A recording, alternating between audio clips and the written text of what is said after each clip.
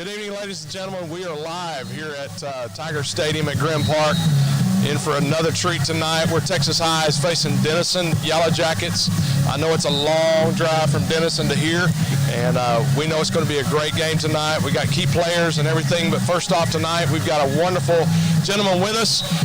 He is the head coach and AD at Texas High, Coach Jerry Stanford. Coach, appreciate you being here tonight. Thanks for having me. I appreciate it. Looking forward to it. Absolutely, absolutely.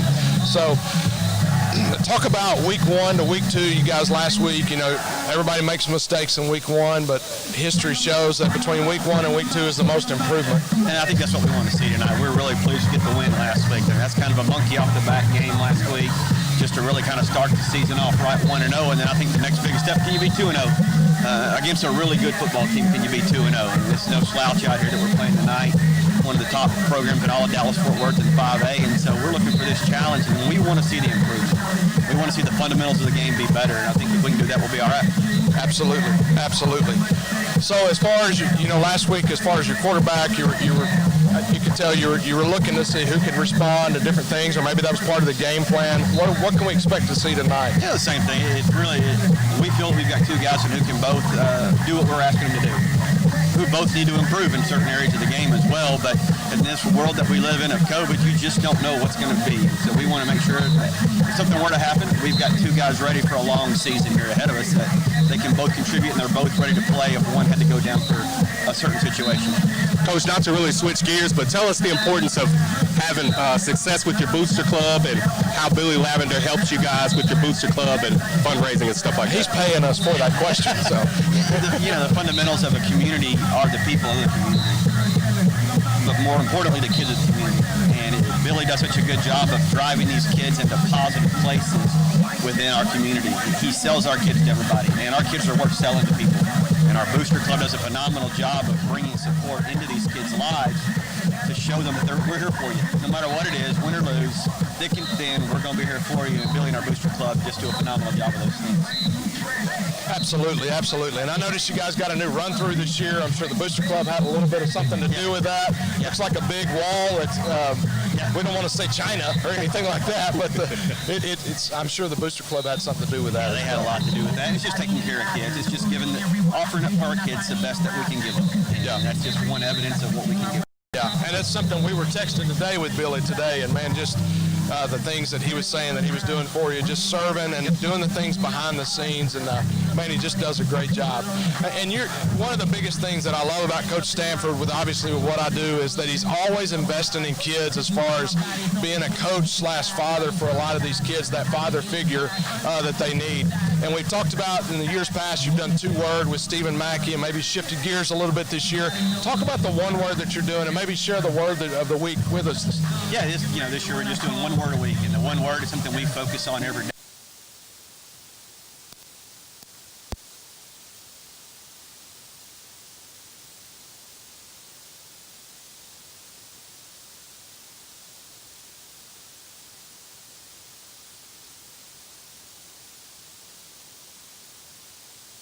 Our team, we get to choose what that definition is every day. Our circumstances can't give us the definition. We choose to make what that definition is day in, day out, week in, week out. Don't allow outside influences to define what you want and take away that definition. Control the controllables within that definition each and every day. Absolutely, absolutely. Coach, it's after a win last week, y'all are at home for the first time this season. Things look and everything's a lot different than a normal football season. You know, what's the biggest difference? You know, everybody's excited, but what's the biggest difference being at home? You got a lot more on your plate, I'm sure, you know, but going on. But what's the biggest thing this season? The biggest difference for tonight is we're comfortable. This is the first week where we've had 5 days in a row of school. Really no intermittent changes within that week. This is the first week where we didn't have anybody on quarantine, so it's kind of been more of a consistent week. I think the overall arching concern with everybody is it's that moment of inconsistency that you don't know and you can't prepare for. So you try to prepare and make things, but you can't. If a kid goes down, we've got somebody ready, because it's that inconsistent moment that you don't know when it's going to happen, but it's going to happen. And last week we had 5 kids out. 2 of those came out on Thursday with the inconsistency that we had a plan, but you've got to be ready right there in the moment. That's the hardest part. Right. Yeah. Coach, you know, like we said, your first home game, second game of the season. What are some keys tonight, some things y'all have worked on, or what do you see as an emphasis tonight that y'all really have to put your foot down and grind on, and that's going to help you win tonight? Defensively, just settling early. They're going to come out with something new. We have an idea, but we really expect to see some changes in Denison's offense tonight on what their scheme was last week. And so last week we were a little overcautious. Needed to just settle down and just play base football and understand defensively. Offensively, it'll be a little more balanced. We finished the first 2 drives in the red zone for touchdowns instead of 3s. It's probably a different story at halftime. And so settle down for both sides of the ball early on, balance out the run and the pass game a little bit more. Defensively, just play lights out. So, I mean, I've got to mention to you, I'm sure you've got a plan for the Price kid. I mean, he's highly recruited.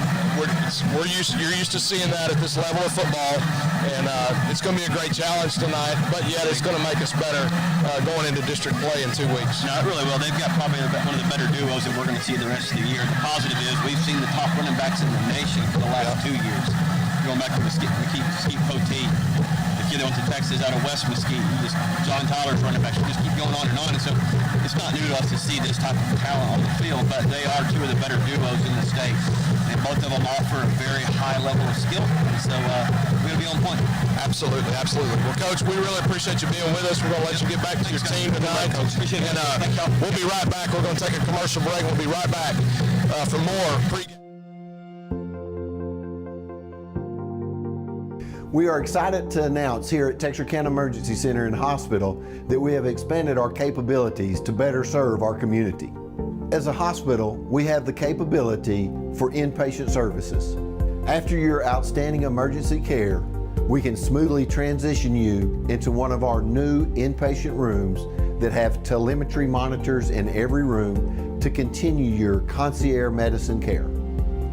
While our patients continue receiving their care in their inpatient suites, we also make sure that your loved ones are taken care of with our outstanding facilities. Our added services include a procedure room and also the capability of MRIs. With our imaging, we are able to offer outpatient, inpatient, and emergency room, MRI, CT, ultrasound, and X-ray. We are honored by your support and look forward to serving all your future medical needs. I'll lead you. Well, welcome back, ladies and gentlemen. We're excited to be here tonight, Texarkana Game Day, live on the set for the first home game of Texas High football. My name's Eric Aiken, here with Craig Jenkins and my man Brian Bolt. Welcome to Texas High School football. Hey, it's good to be here. That's right. That's right. Brian coached for 6 years. That's right. Is that right? Did them all in Arkansas, and so we're introducing him to some Texas High School football tonight. And so we're really excited about it. So it's going to be a great night tonight. I think this is probably one of the best matchups. I think it's an underrated matchup in the state of Texas with these guys coming in from Denison. Got a high-powered running back, got a quarterback that I think everybody kind of overlooks a little bit just because he's only had 8 starts, but he's a junior. He came in last year, went 95 for 154 and threw for 1,300 yards, which is pretty special. Got 16 TDs and 4 interceptions, and had a decent week last week. Didn't have to throw it a lot. It was the battle of the axe against Sherman last week, but they won handily last week. But here's the deal.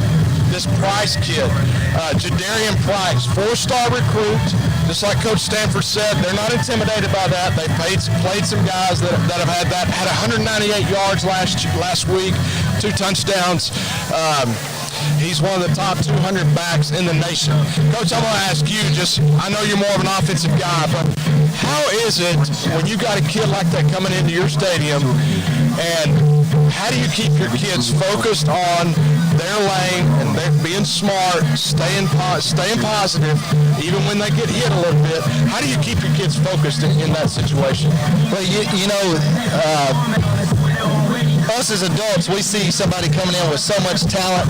We think, what could those kids be thinking? They've got to be scared to death. You know, I mean, they've got somebody coming in that's just a brilliant athlete. Well, for kids, it's kind of opposite. They want them. bring those guys in, come play our defense. I think Texas High is going to shock some people tonight, and they're ready for people like that to come in. The guys being recruited by people like Auburn and Texas and Baylor, they're wanting to come in and show that maybe he's not that good. They're wanting to stand up as a defense and say, hey, Baylor wants you, Oklahoma State, all these teams want you. Come in here and play our defense, and we'll see who wants you then. It's kind of like one of those things where you have these players coming in, and the coaches are telling the kids, hey, this player's good, and it kind of makes the kids scared. That's not the case here. Nope. You say this kid's got a lot of offers, but if you look on the Texas High side of the defense, you've got a player over there in Clayton Smith that's ready to make plays. You got guys at linebacker in Javarius Tyson, Jackson Halter, and then you got Jalen Johnson at safety, who's a big hitter. So tonight's going to be a big ball game, lots of big hits, and you're going to see explosive plays, not only from Denison, but from Texas High as well on offense. Absolutely. And you mentioned Clayton Smith. Everybody's heard of him. If you watched any Texas high school football, the kid's got a motor. He goes after, I think 3 sacks last week. Was just a difference maker in that game. The thing with Clayton Smith is he's not intimidated by this. Not at all. And he's hoping he goes to Texas. That's right. He's fixing to introduce him to what OU football is tonight. I'm sure that's what he's going to do. But when you got a kid like Clayton Smith and you've got an offensive line from Denison they're young. They're not young as far as class, but they just haven't played a lot. They're brand new. They've got 1 year under their belt of varsity. And so when you don't have kids that have played a lot of varsity football, it makes a difference when you're facing a kid like Clayton Smith. And one of the things that's going to help the Tigers on defense, and what we talked about on the show yesterday, is the Tigers, when they went down and got that big win last year against Lufkin, they started to exude confidence. Yep. So these guys playing tonight on defense, they look up to Clayton Smith. Clayton's going to make those plays. It's going to inspire them to make plays. And the Yellow Jackets are going to have a tough time on offense. They'll make some plays, but Texas High is definitely going to limit the number of plays that they make against that defense. Yeah. And, Clayton Smith, big-time athlete. But let's talk about some of the other guys. What about this Mike linebacker, this Halter kid? People say he's the bulldog of the defense. These guys like that are coming in and rallying behind people like Clayton Smith, and they're ready to play when these big-time running backs show up, too. He wants to show what he's got and prove that somebody that's, 175 or so? He wants his name called a little bit. Absolutely. So it's fun to watch those kids. And the amazing part about Jackson Halter is he's a D1 athlete. He's going to Texas Tech in baseball. And, he has a motor that does not stop. I love to watch him play. Like you said, he is the bulldog of the defense. Last week he was on a blitz. Nobody even touched him. Quarterback stepped, and guess who was standing there? There's Clayton Smith. So just that team defense is what we got to have. Clayton does make a big impact, but team defense is what Texas High's got to have in order to stop the run tonight, because they're going to run it a lot. And that's the thing. You can't just key on Clayton Smith. You got a lot of other guys on that. Absolutely. You've got Brown on the other side at defensive end who can also make plays. You got up the middle, you've got guys that can stop the run. So it's going to be a group effort by the Tigers to slow down the Denison's offense. Hey, let's flip it a little bit. Let's talk about Texas High offense and Denison defense a little bit. What are they going to face with each other? You got a Texas High offense. You got a returning quarterback that's a senior this year, got a lot of experience. I think as a sophomore he played wide receiver, and then as a junior, which was last year, he came in as a quarterback. To me, he's a dual threat quarterback. I saw some things last week, and then we got to go to a practice this week. There's confidence in him running the football. Yeah. And it's pretty amazing when he gets a hold of it and gets confidence inside of him. It's crazy how good a player he can be. Also a baseball player, yes, but has been recruited in football as well. The thing with Ryan Sellers, he can get it done on the ground as well as in the air. They've also got Brayson McHenry, the backup quarterback. He can come in and flat out light it up. But they don't have to do as much because they've got 2 excellent running backs, and Vontae Anderson and Braylon Stewart, who had 190 yards, maybe 2 touchdowns last week against Tyler. They've got Trey Roberts on the outside. They've got, what's his name? I can't even. Gavin Smith? Number 82 on the other side there. Yeah, and it's another kid. I'm drawing a blank on his name. Zane Dotson. Zane Dotson. Yeah, this kid's got wheels. Sorry about that, Zane. I just drew a blank on that right there. I want to apologize, but he's one of my favorite players. But the kid's absolutely got wheels, and they're going to have to do their part to slow these guys down on defense. Well, and that's the thing about Texas High this year. I mean, you talk about the quarterback, they're too deep. You talk about the running back, they're too deep. You know, an injury, which you don't ever want that, but, you know, the next person steps up. You know, they're deep in those positions. Just like you talked about the wide receiver. I mean, we could sit here and name wide receivers down the roster. Mm-hmm. And when you have a team like that, it's fun to watch. I'm pumped up because I think we're fixing to see a great football game tonight. Absolutely. And you talk about that 1-2 punch. I mean, Vontae Anderson last week, I mean, he impressed me. He looked good running the football. Yeah. And, you know, that's what Coach Stanford was talking about, Denison having that 1-2 punch. Listen, he's got it as well at quarterback and at wide receiver and as well as running back. So it's pretty special. Talking of 1-2 punch, on the defensive side for Texas High real quick, they lost LaJonte Reitner, their starting corner. Yes. Terrific corner, probably the best player in the secondary, one of the leaders in the secondary. Last week, Lathan Ragland comes into the game, hadn't had much playing time. Didn't take but a couple of plays. He was out there wringing heads, making plays. So I'm excited to see after one ball game how much better he's going to look this week. Yeah, absolutely. And it's amazing how that kid gets that opportunity. He's going to come in and he's going to try to make a difference because obviously he's close to being a one, maybe a starter somewhere else. And so when he gets that opportunity, and I'll tell you something special is when Clayton Smith, who started as a receiver here, comes in at receiver, it gets real special as well. Clayton Smith nearly had a great catch last week in the back of the end zone. It was borderline pass interference, but it was still a great catch. We're going to say pass interference, right? Yeah, definitely going to say that, but that just shows you his athletic ability. He can flip on the offensive side and make plays just like he can on the defensive side. Absolutely. And you can't, I'm going to tell you, Denison defense, they're quick off the football. They've got two defensive ends. I think it's number 89, Massenberg, and 32, Fields. Fields on film really, really impressed me because he's so fast off the football. He had 5 sacks last week alone, had 8 total last year. And so for that kind of kid, and our offensive line has really got to be watching him because he's going to split out wide. They may walk a backer down and make it 5 wide as well. I think he could be an X factor in the game, especially in our running game. They're not called the Yellow Jackets for no reason. On the tape that I was able to watch, they were swarming to the ball. I mean, at every level, the defensive line, the linebackers, and those guys in the secondary, they are willing to come up and hit and make plays for the Yellow Jackets. I think you've got a fan over here yelling at you. It's kind of crazy. And you know, talk about the receiver core.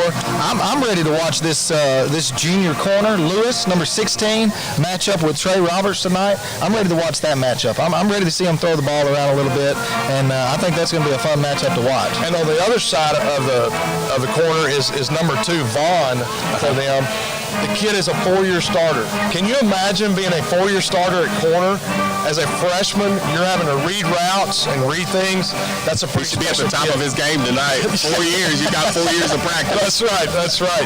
So, I mean, he was a 4-year starter and had 12 INTs last year, or career INTs. I was going to say, 1 year? My bad. Wow. He had 12, and he had 1 last week already. Yeah. So we need to give him a whole segment if he had 12. The weakness in their defense, and this is where I think they're really going to get caught, is your 2 interior defensive linemen. They're new. They've got 1 game under their belt, and I think Texas High is going to open it up and run right at them, and it's going to keep your ends.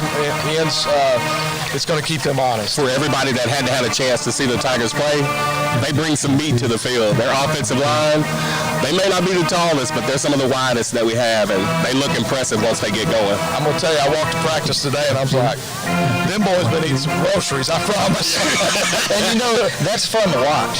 I mean, when you've got aggressive linemen, that's a part of the game that gets overlooked so much. But when they are really good and they're aggressive, just like this line is, you can sit up in the stands and you notice them.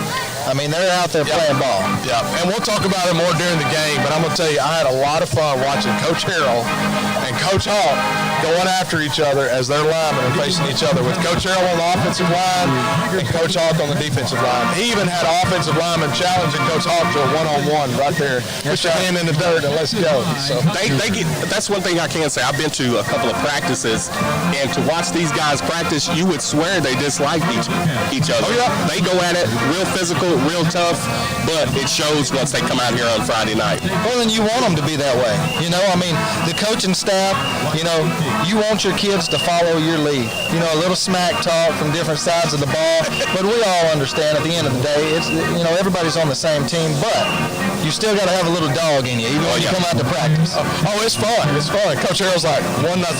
You know, and then Hawk's like, we're tied it up right there. You know, they're having a good time. Hey, listen, guys, we're going to take a break. We're going to come right back right here to Tiger Stadium, and then we're going to get ready for the kickoff of this game in just a few minutes.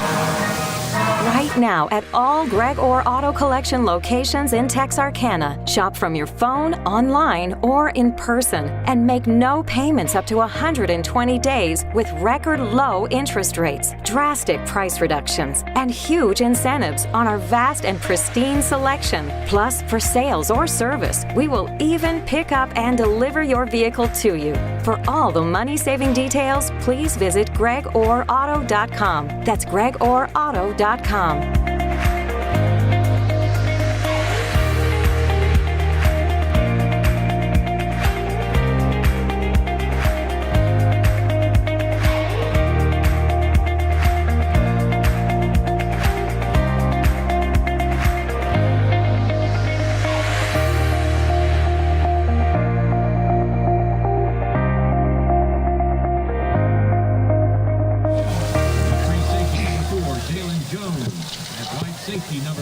We are back at Grimm Park, joined with Eric Aiken, Brian Bolt. We're going to talk a little bit about some of the area games. We'll start with a couple of games over on the Arkansas side. You've got Camden Fairview 2-3 at Arkansas High 2-0. Last week, Arkansas High 21-6 over Fort Smith Southside. What do you guys see in that game? Well, I was actually at the Camden Fairview game last week. They played the old school that I used to coach at. Give a little shout out to Lakeside up in Hot Springs, but Lakeside pulled one out in the last minute. Camden Fairview drove the ball down and kind of stalled out there on the 4-yard line, and it came down to the last seconds of the game. So from what I saw last week and watching Arkansas High and previous games, I think that's going to be a pretty good matchup today. Don't let the record fool you. I mean, I think Camden Fairview, they're very well coached. They're going to come over and be very aggressive, and I think it'll be a pretty good game. Athletes on both sides of the ball in that game. Oh, definitely. Yeah, absolutely. The next game we're going to take a look at is Bauxite 1-3 and Ashdown 4-0. Last week, Ashdown 35-7 over Harmony Grove. Yeah, Ashdown is already in conference play, as Arkansas has already moved in conference play. It feels kind of odd us being here tonight, only the second game of the season for these guys. I was at Ashdown today. If they can win this tonight and next week, they're automatically in the playoffs. They get a playoff berth. Amazing part about Coach Richardson over there is it's a team effort. There's no star. Now, he does have a sophomore tight end, but they're comparing to Chris Gregg that played at Arkansas. He's that big and that good. Had an amazing catch in the end zone last week. He was laying on his back, caught it. You got to watch the film on it. But I think Ashdown's going to win by 3 touchdowns. And then the next game you have Glen Rose 2-1 at Genoa Central, 3-1, 43-13 win over Jessieville. Hey, listen, Genoa's going to win tonight. You know why? Because my man Brian fed Genoa Chick-fil-A today. I mean, look. He gave them the fuel they needed. He gave them, man. They got Christian chicken. That's right. I mean, you feed somebody's God's chicken. I mean, you know, you just got to you got to win. But hey, Genoa, don't sleep on them now. They got a pretty good running game. I covered one of their games back in the first of the season. I mean, quarterback's a dual threat. They got a couple. I mean, Lord, their backfield's full of kids that can run the ball. I mean, they'll put up a couple hundred yards tonight. I think Genoa wins big there. We'll flip over and hit a few games on Texas side. Absolutely. You've got Sabine 3-2 and Atlanta 0-5. Sabine defeated New Boston 48-38 last week. Running back for Atlanta, Terrante Neal had 129 yards, 3 touchdowns. Atlanta's just had injuries. Yeah. And they're trying to figure out the quarterback position. Of course, Cooper McClure, they've had him in. I think the Dickerson kid, they've had him in back as well. Just trying to figure that out. And I'm hoping that they can get in the win column tonight. I think they can beat Facing a pretty tough team. They are. He can get get down. And I'm going to tell you, that New Boston win is actually a big win. New Boston's pretty good this year. Yeah. Another game we're going to look at is Liberty Ilo 3-1 at Van 2-3. That's going to be a good one. I think that could be a shootout, actually. And I know that the running back at Liberty Ilo, I just went back. Henderson, yeah, I know he's trying to get that record, and he's going to run hard for it. And I think he's going to have 250 yards tonight, maybe even break the 300 mark. Yeah. I look for Liberty Ilo to win by probably between 10 points tonight. I think they're going to go to Van. I covered Liberty Ilo their first game of the season, and their running back's getting better every week. I mean, I think Liberty Ilo walks away with it. Yep.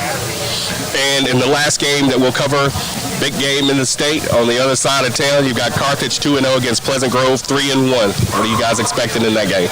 What you got, Brian? I think it's going to be a dogfight. Do you? I do. I think it's going to be a dogfight. I mean, that's the good thing about high school football. It doesn't matter. Every Friday night when you walk out on that field, it's anybody's game. And, I hope it's a good game, and I'll leave it at that.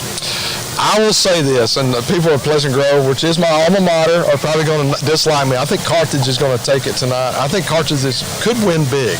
Pleasant Grove has some injuries. If they get healthy, I think it would be a little bit different ball game. You got some guys having to play on both sides of the ball. I think that makes a big difference, obviously, in stamina and late in the game. I know that Carthage. Here's the balance, though. You can't show it your whole hand because you're going to probably see them later in the playoffs. Yeah. So I think it's a good test early in the season, just for both teams. But I got to say, I think Carthage might pull it out tonight. Here's what I have to say. The key to that game is going to be how well Pleasant Grove plays early to stay in the game, and how well they close out the first half, and how well they open up the third period. That was big last year. They gave up a touchdown right before halftime, and then right after halftime, I think they gave up 2 quick touchdowns. So that's going to be key for the Hawks. I think they moved Logan Johnson over to the defensive side, maybe to play a little quarterback, kind of neutralize Kyle Horton throwing down the field. So that'll definitely be key to watch in that game right there. Absolutely, and if they start throwing deep, I mean, that's going to cause Logan to have to run more, which could wear him out on the offensive side of the ball. I mean, it's good. I'm with him. It could be a dogfight, but I think Carthage is going to win it and be in control of the game. So, but hey, we appreciate you joining us tonight. We're going to take a break, and then we'll be back here in about 15 minutes with the start of Texas High versus Denison right here at Tiger Stadium at Grim Park. A strong work ethic takes pride in a job well done. This is the kind of person you need. Express Employment Professionals can help because we understand what it takes to hire good people. It takes real people, real interviews. We find good people, matching the right skills for the right jobs. Express knows jobs. Get to know Express. Go to expresspros.com to find a location near you. If you're looking for authentic Cajun-style meats prepared and ready to cook and take home, look no further than Lanyard Specialty Meats. We here at Lanyard Specialty Meats select nothing but premium meats, and we season it to perfection so that you'll have all of Acadiana flavor here in your own home. Come by Lanyard Specialty Meats for all your tailgating needs for this football season or hunting season. Remember, Lanyard Specialty Meats. Lanyards is an official sponsor and proud supporter of Texarkana Game Day. Beautiful, isn't it? Beautiful, handcrafted stone is our passion, and we ensure our customers receive the quality they deserve. We stand by our word, we stand by our products, services, and work that we do. Our team of experienced craftsmen and product experts have been perfecting their craft of fabricating and installing stone since 1998. Visit the Design Center at Red River Lumber to see the many beautiful stone options available for your next project.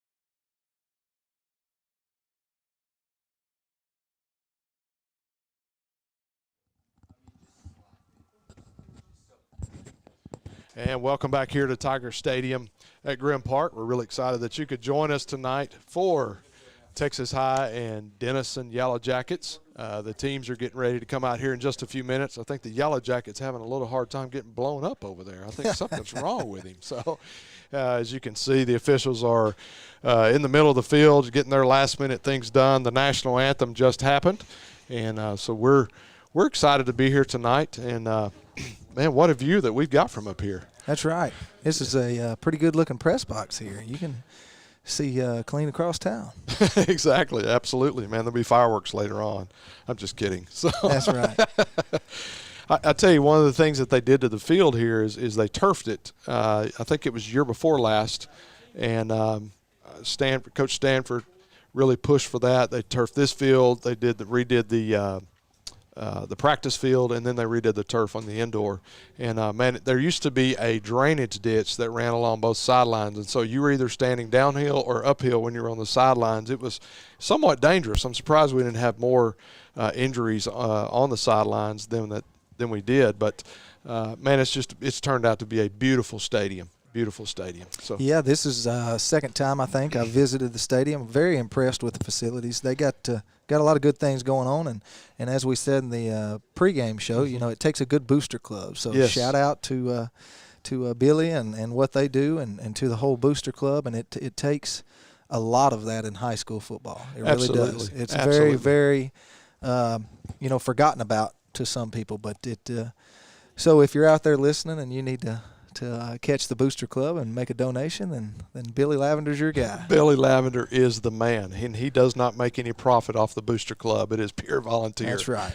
Even though he is a banker, you know, you never know. That's right. So I'll tell you kind of a unique story that I heard over there by the scoreboard, the video scoreboard, kind of about where we were, maybe a little bit further out. They were actually running lines after doing all of this, and when they couldn't get through for some reason, and as they were digging up for the turf, they had to go down 8 feet and pull the 8 feet worth of dirt out of here, and they found a house oh wow that was buried over there. So they had collapsed. This used to be homes where the field is, and so they had collapsed the house off 4 walls, threw some dirt over it, and grew grass, and said, let's go play football. Well, so you know, that's one way to do it. Yeah, just kind of a unique story, but it is a beautiful facility. I think it's one of the best facilities in Texas. I can still remember as a kid coming here and sitting in these exact bleachers. The press box wasn't nearly this nice. It wasn't 3-story back in the day, but sitting in these bleachers watching the Texas High football game, and it was a lot of fun. We had a great time at high school football, and it's you know, I just love it. Yeah. I love it. There's nothing like it. There's nothing like it. Well, you know, the people here in Texarkana are very blessed with multiple schools where you can go on any given Friday night, catch a good football game. That's, you know, that there's not a lot of places like this. You know, You've got a different variety on every corner of the town that you look at. Mm-hmm. Whatever kind of football you like, you can find it. Yeah. And, you know, there's not many places like that. You know, maybe you get to the bigger places like Dallas or things like that with so many schools, but I mean, there really is some good football here in Texarkana. Absolutely. Absolutely. There's great football. And until I think this was the last field actually that got turfed in Texarkana. And so, man, just putting that finishing touches on it was kind of like the icing on the cake as well. Looks like the Denison Yellow Jackets are about to make their way on the field, and so we're just waiting on them. It's crazy. Kind of one of the COVID things that's happening is the visiting bands are not traveling in order to free up more seats for the home crowd, and so there can be social distancing. They're enforcing masks all over the stadium, as well as if you can see a shot of the band later on, the band is social distanced as much as they possibly can. But it's just great to be having high school football. It's kind of crazy, this being the second game this late in the year, and so but we're excited that we're getting to play this year. We're just thankful to be able to play. You know, yeah, so. No doubt. You know, there's been a lot of changes. Things are, you know, like we talked with Coach Stanford before the game. Man, things are different this year. But you know what? Like you said, we're thankful to have college football, high school football. Mm-hmm. You know, I'm not going to say that we're so thankful to have the NFL because, you know, I don't watch professional sports. Oh, I got you. I got you. No, but I'm a college and high school kind of guy, and so that's what I like to watch. So I'm if they didn't play any professional sports, I'd never know. I got you. I got you. I catch it on Sports Center a little bit, but that's just not my thing. So well, I think the fun part is between, I heard LaMichael James say where it's played over at Liberty Ilo, his high school sports, and then he went on to play at Oregon. Went over to play at Oregon, and then he also played in the professional ranks as well. He said there's nothing like your high school because you represent your community when you play high school. That's right. And I think that's the huge part of what we see here is Texas High has a lot of traditions. And I know a lot of those traditions are new to you as well. Yeah. But they have a lot of traditions, and it's as well as any Texas school. And it's Texas high school football, and it's going to be fun. Well, in any high school football, that's got a lot of tradition. Doesn't matter which school it is. It's always such a unique thing and a fun thing to watch, and the kids buy into that, and they play harder for something that's got a little more tradition in it, something that, their daddy or their uncle or grandpa played for, and that's one of those things with these cities that have multiple schools. You never know if your kids are going to go to the same school that you went to, like me, being from Magnolia, Arkansas, there was one school in Magnolia. So if you wanted to play football, you played football at the public school there at Magnolia for the Panthers, That's right. And that was just one of those things. So there was a lot of tradition there. And it's good to see cities like this that have multiple schools still have that tradition going. Absolutely. So, man, we really appreciate Tiger Vision and all that they do for us and try to make everything work and get everything going. They're running around here. I think they're having some technical issues. So if at home you're not hearing certain things on the audio, they're going to get it right, and you just stay with us. We're going to try to get you some crowd noise. We want to give you the best experience possible at home, so just be patient with us. We're going to be good as well. We appreciate you joining us tonight. As you can see on your screen, Texas High does have a new run through. For several years they had the helmet that they ran through. They retired that and went to I guess you could call it the Tiger Wall. I mean, it's a massive thing. I've seen one just like it where you put the smoke and it goes out of the eyes. Matter of fact, Billy Lavender was going to be up here with us. And the interesting part is that he told me that he runs the smoke machine. That's what he says. I haven't known Billy for very long, but he does a lot. He's a man of many talents. I bet Billy Lavender has a smoke machine on his back porch. I bet that's what he does. He's so good at the things that he does. He practices. Oh, I bet he practices. He probably had some music playing and coming out and has Trey, that's on the team and has him walk out of onto the back porch. I bet that's what happens, so. That's right. Yep. So, and we're going to get started here. I was hoping we would already be started here a little bit. We're about 3 minutes away, it looks like, from 7:30, and we're waiting on both teams to enter. It looks like the Tigers are going into, I guess you could call it the Tiger Den, and getting ready to run out on the field. It's Denison's been in there for a while. I don't see much social distancing over there among the team, but they're getting ready to come out. Social distancing is a big thing until the whistle blows, and then here we go. We're going to play some football, I know. It's going to be crazy. I'm ready to watch some football, and I think this is really going to be a good game like we were talking about in the pregame. I think it's going to be a phenomenal game as well. I'll tell you something about the blow-ups is the amazing part about those blow-ups is I have not seen them take off rolling across the field, because if the wind's bad, it can be negative. That's right. Right. And here come the Yellow Jackets onto the field, and they are. I think they're going to make a deep run in the playoffs if they avoid injuries, as you know. A couple of players to watch that we talked about earlier, but I just want to kind of review those as we're getting ready waiting on the Tigers to come on the field. Is obviously number 24 Price out of the backfield. He's going to be something special to watch. And but I'm going to tell you. So our PA announcer has just asked, are you ready for some football? We're going to ask you the same thing at home, because here come the Texas High Tigers onto the field. It's going to be a great night. That's So, right. as And, you know, I said it the last few weeks, and I'll say it every week that they let me talk on the microphone. There's no better place to be on Friday night than a high school football game. Absolutely. No, there's no better place to be on a Friday night in a Texas high school football That's right. game. That's right. You know, it takes a little bit for me to get used to that, but you know what? Hey, we're getting ready to see some good football tonight out there. Absolutely. I'm excited.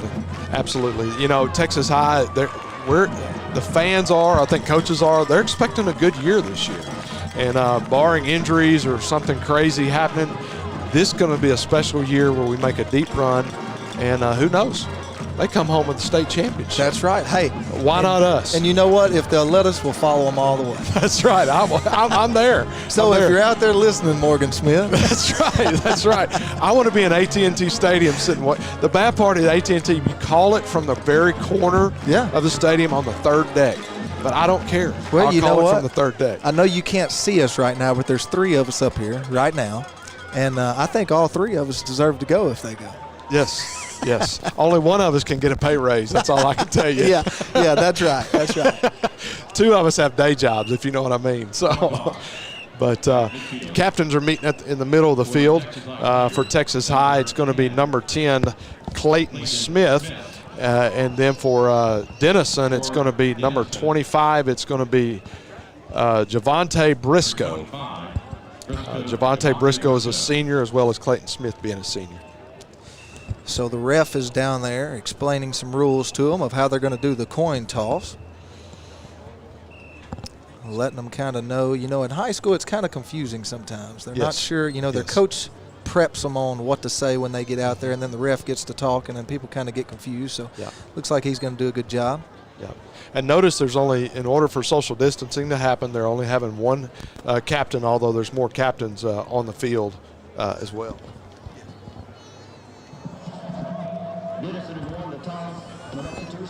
Looks like Denison has won the toss. They've elected to receive. And so Texas High will get the ball. Their defense will be on the ball. Will be on the field first, but they'll get the ball the second half. So that's always good to get as well. I love that they designate Denison that designates the captain with a C on their jersey. That's right. That's kind of special. That's right. That's right. So it's not just one different one every week. This is our captain for the year. That's it.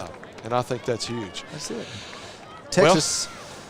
Texas is jogging out on the field there. They're going to kick the ball away from the scoreboard toward the field house.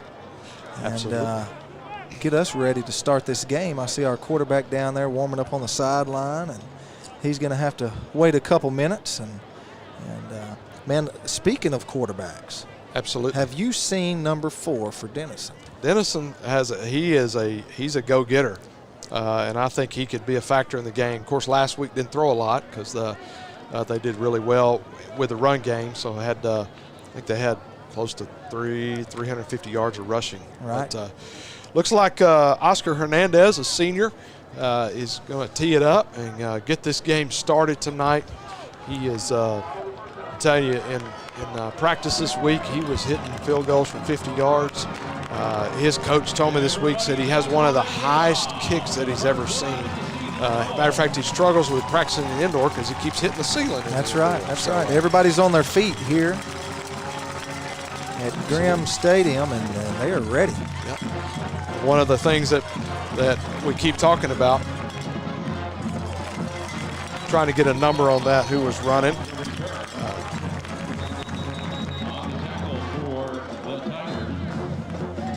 I did not get a number on who was running. Well, there was quite a few of them. Exactly, exactly. You know. Well, it looks like Texas High defense is on the field. They are lined up. Looks like the Denison's going to come out ready to fire. They're going to go no huddle. I look for them to go no huddle for the most of the night.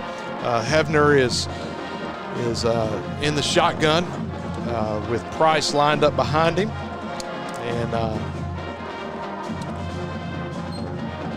kind of waiting to see.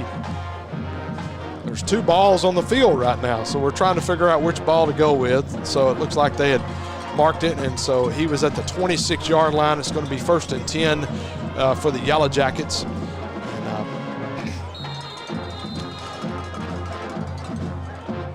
Hebner gets the snap, goes to number 7, Osborne, And he is stuffed for a loss there.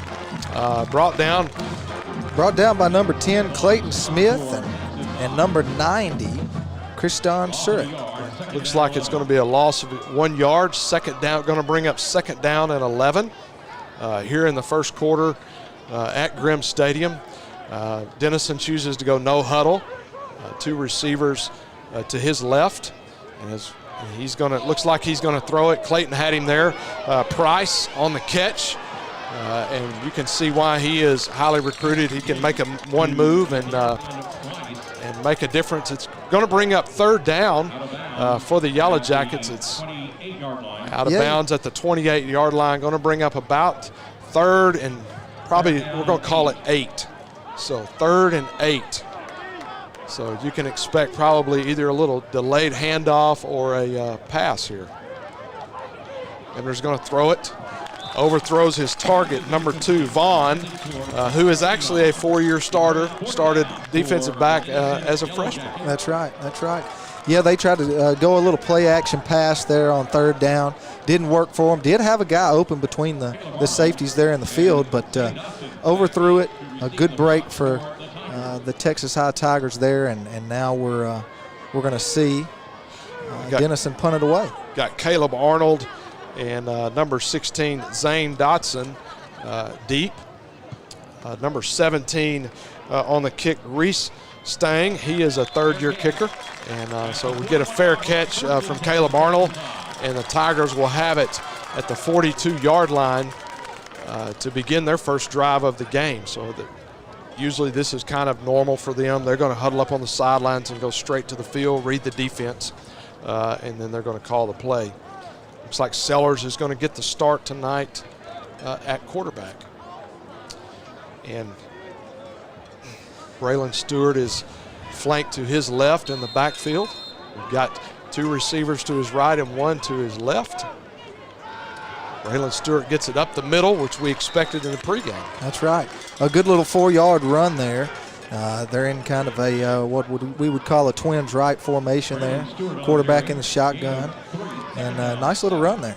Absolutely, and we expected that with those 2 ends that they're gonna be coming outside hard all night long, and so I look for Texas High to run up the middle quite a bit. So. Oh, a missed opportunity there. Nice slant routes ran by the receivers. That was intended for Gavin Smith. And Sellers just missed him just a little bit there. So Sellers and the guys are looking over, trying to get the signal as they read the defense. It's going to be 3rd down and 7. 3rd and 7. Sellers in the backfield. With Braylon Stewart to his left. Sellers is going to throw. He's got a man open. Just underthrew him just a little bit on that. Yeah, that's Trey Roberts there. Ran a nice little post pattern across the middle. Hit him right in the numbers, couldn't come up with it. And, he stood up and told the quarterback that, that one was on me. Absolutely. It's going to bring up 4th down for us. And the punter, which is also the quarterback, which is Ryan Sellers. And I got to give my man, my deep snapper, I told him I would. Ben the Priest is our deep snapper, and we talked about it. He said after the first one, I felt really good. And a great snap by Ben there. And Sellers gets a great kick, call fair catch by number 2, which is Vaughn. It looks like they're going to use him a lot tonight. Yeah, looked like it. A nice punt there, all the way down to the 19-yard line. And it looks like that's where Denison will start at. Absolutely. So Hebner is back in, and then they got the 1-2 punch back there with him with Price and Osborne in the backfield. He's got a timeout on the field. Yeah, the back judge a little late. He was getting the ball off there, and he's out and set now. Yeah, he's going to have to work on him to watch some film and get better with that. So, it was number 7, Osborne, on the carry. Yeah, and there he is, that Mike linebacker, Jackson Halter on the tackle there. Absolutely. He's the bulldog of the defense. He is that guy.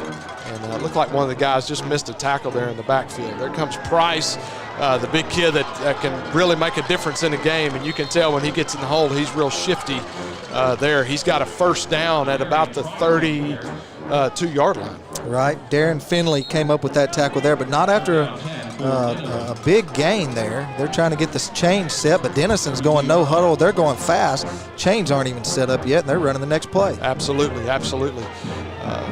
Osborne gets the carry there, has nowhere to go, and is brought down. There he is again, Jackson Halter. He's fired up as he comes off the pile there. That's right, that's right. And, you know, moving the chain slowed the Denison offense down just long enough for Texas High to get set. And, man, they're trying to go fast. Absolutely, absolutely. They're both teams are running similar offenses as well. It looks like Hevner is tried to sprint out. Looked like he was going to do like a play-action pass kind of thing, and comes out to his left, and Clayton Smith is there to chase him down. That's right. Clayton's got a lot of speed, you know. Yeah, also in on the tackle, number 41, Derek Brown. He's one of their ends there, coming across the formation to make a good tackle with third. We got third down and 15. It looks That's like. right. Absolutely. This is a play for the defense. Let's see if we can get a stop. Clayton Smith has a sack on the night. He brings him down, and Hevner is caught from behind, and he's slow to get up on that, and got an official's timeout. He felt that one from the OU commit there.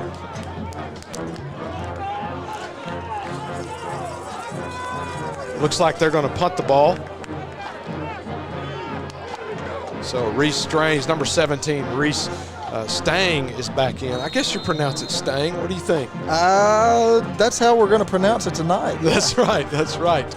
That's right. Dotson then is back. He calls everybody off, and looks like it might have touched the Texas High player. They were a little concerned there. It might have touched him, but it looks like that it went out of bounds at about the 40. What do you call that? About the 40. Well, we're just going to call it the even 45. Yeah, I think they decided they're just going to put it on the 45, and we're going to go with it. Absolutely. This is going to be second possession for the Texas High Tigers. It looks like it's going to be on the right hash. Sellers is back in at quarterback with number 2, Braylon Stewart, in the backfield with him. Braylon's got a little bit of hole, and it closed up a little bit, but it looks like he's going to get about 3 yards. Yeah, and if you notice the D-line shifting there, you know, the D-line's moving at the last second, trying to mess up the offensive lineman's blocking schemes there. You know, that's hard to cover in high school football. Absolutely, and it makes a difference when you have an O-line coach that played here at Texas High and then played at University of Arkansas, so he's played at the highest level in the SEC. And Stewart on the carry gets a first down. He's out to the 40-yard line. Brings up a 1st and 10 for the Texas High Tigers. Yeah, and then you watching at home, if you can't see, number 10, Clayton Smith, is in. He did tell us last night that he will be playing some receiver tonight, and they've got him split wide right on the 40-yard line right now. So let's see if they go to him. This is a time they might go for a shot here. That's right. You got Blake Rogers in at the slot, and Zane Donson is the other receiver. They're going to go back to the run game with Stewart getting the carry. He takes it out for about 5-yard gain. Wow, what a move. Absolutely. Little sidestep there by Stewart, man. Yeah, he's a good little running back. Yeah, they're looking good on this drive. Absolutely, absolutely. And you know, they're attacking the middle of that defense. Those two guys that are in the middle for Denison is this is their first year to start, so only their second game on varsity football, and so they show blitz on that, and they're going to give it back to Stewart again. I mean, if it's working, why not keep going? It looks like he's got going to bring up 3rd down and about 1. It's out to the 30-yard line. That's right. If you see now they're trying to counter that. They're bringing their Mike linebacker up in the middle a little bit, and you know, Texas High just trying to zone them out. Absolutely, you're right. And Texas High's got the read, and so it looks like they're flipping the defense a little bit and showing a 5-man front. Snap is high, and snap is high, but Sellers thought he had it and then lost it again, but Stewart was able to get back on the ball. And from 3rd and 1, we go to 4th down and about 20, or forever, you could say. Yeah. This is going to bring up possibly a punt situation. I would imagine that Coach Stanford's going to do that. And Sellers is a little frustrated at himself. Maybe he can take it out on this punt. Well, and you know that it was a snap over his head. Those things kind of happen. Hopefully they come to the sideline and get it worked out, and we don't see it again. Absolutely. Vaughn is deep for the Yellow Jackets. And number 6 got a lot of pressure there. Wagner, he got a lot of pressure on that. And ball takes a Tiger bounce inside the 10-yard line down to the 9-yard line. And that will bring up 1st and 10 for the Yellow Jackets. Hebner was slow to get up on that last offensive play. And as he comes off the line, points up to the sky, which apparently he's needing some prayers right now. May not be feeling too good, but he's back in the game, and so we're thankful to see that. Never want to see players injured. And so that's right, 5:36 left in the first quarter. No one scored yet. We've had a couple nice plays by both offensive, a couple nice plays by both defenses. So far, we're looking at kind of an evenly matched game here. Absolutely. Looks like the officials are marking off a penalty. It seems like I'm trying to get the call. The referee, I think he just made that and we missed it, but maybe you saw that back at home. But it looks like it was a personal foul of 15 yards, which is probably some kind of hold or block in the back, I would imagine. That's against Texas High. The field judge actually called that. So we're trying to get all the officials back in play. I'll take that back. The referee called that. That's so right. He was That's behind right. the play calling that. So field judge takes his spot, and referee winds the clock. Hebner hands it off to Price. Smith misses him in the backfield. Got a little face mask there is what we're going to have. Now, I wonder, because if you watch this play back, there is going to be 2 face masks on this play. The offensive guy's got a hold of the defensive guy, and the defensive guy's got a hold of the offense. So which way is this penalty going to go? I know. That could be interesting. Finley got a hold of that face mask. It looks like it's going to be against the defensive guy. And Finley just was reaching to try to get the jersey, and his hand caught that face mask. He was frustrated with himself. That's right. You know, and that's the thing in football. A stiff arm by the offensive guy, grab somebody's face mask, perfectly legal. Come in and make a tackle, grab his face mask, throw the flag on it. You're an offensive guy. You're not against that, you know? Well, hey, right now I'm not coaching, so you know. That's right. That's right. Well, that's going to bring up a 1st and 10 at the 38-yard line. Hebner back to pass. Gets it out to number 8, Pruitt. He makes a nice little gain of about 8 yards out to the 40. We're going to say the 46-yard line. Yeah, and on this replay here, you see just a little hitch route, 1-step drop, hits him. You know, cornerback and safety come in and make the tackle after a good gain for about 7-8 yards there. Yeah. Hebner throws it out to Price on the little bubble screen that they tried to catch Texas High off guard, but Texas High was there to stop that. Yeah, Darren Finley was not surprised when he saw that back flare out in the flats there. Quarterback turned, threw it to the flats, and number 11, Darren Finley, he made a great play there. So we're back to 3rd and 10 for the Yellow Jackets at the 38-yard line. As the Hebner is waiting on the play and getting everybody set. Looks like Price is going to go into kind of a slot situation. He's looking back to pass, looking to pass. He's got a man over the middle. Number 8, Pruitt, is there for the catch for a 1st down for the Yellow Jackets. Yeah, and that seems to be his guy, number 8 there. When he gets in a tough situation, he's looking for number 8 somewhere, run a little square in kind of route there across the middle of the field, and he hit him for a 1st down. 1st and 10 for the Yellow Jackets at the 46-yard line. He fakes it to Osborne, keeps it himself, and goes to the right side. He's going to hurry back in and try to catch Texas High off guard. He gained them about 5 there on that one. Make that 4. He stepped out a little bit earlier. I think he expected. That's right.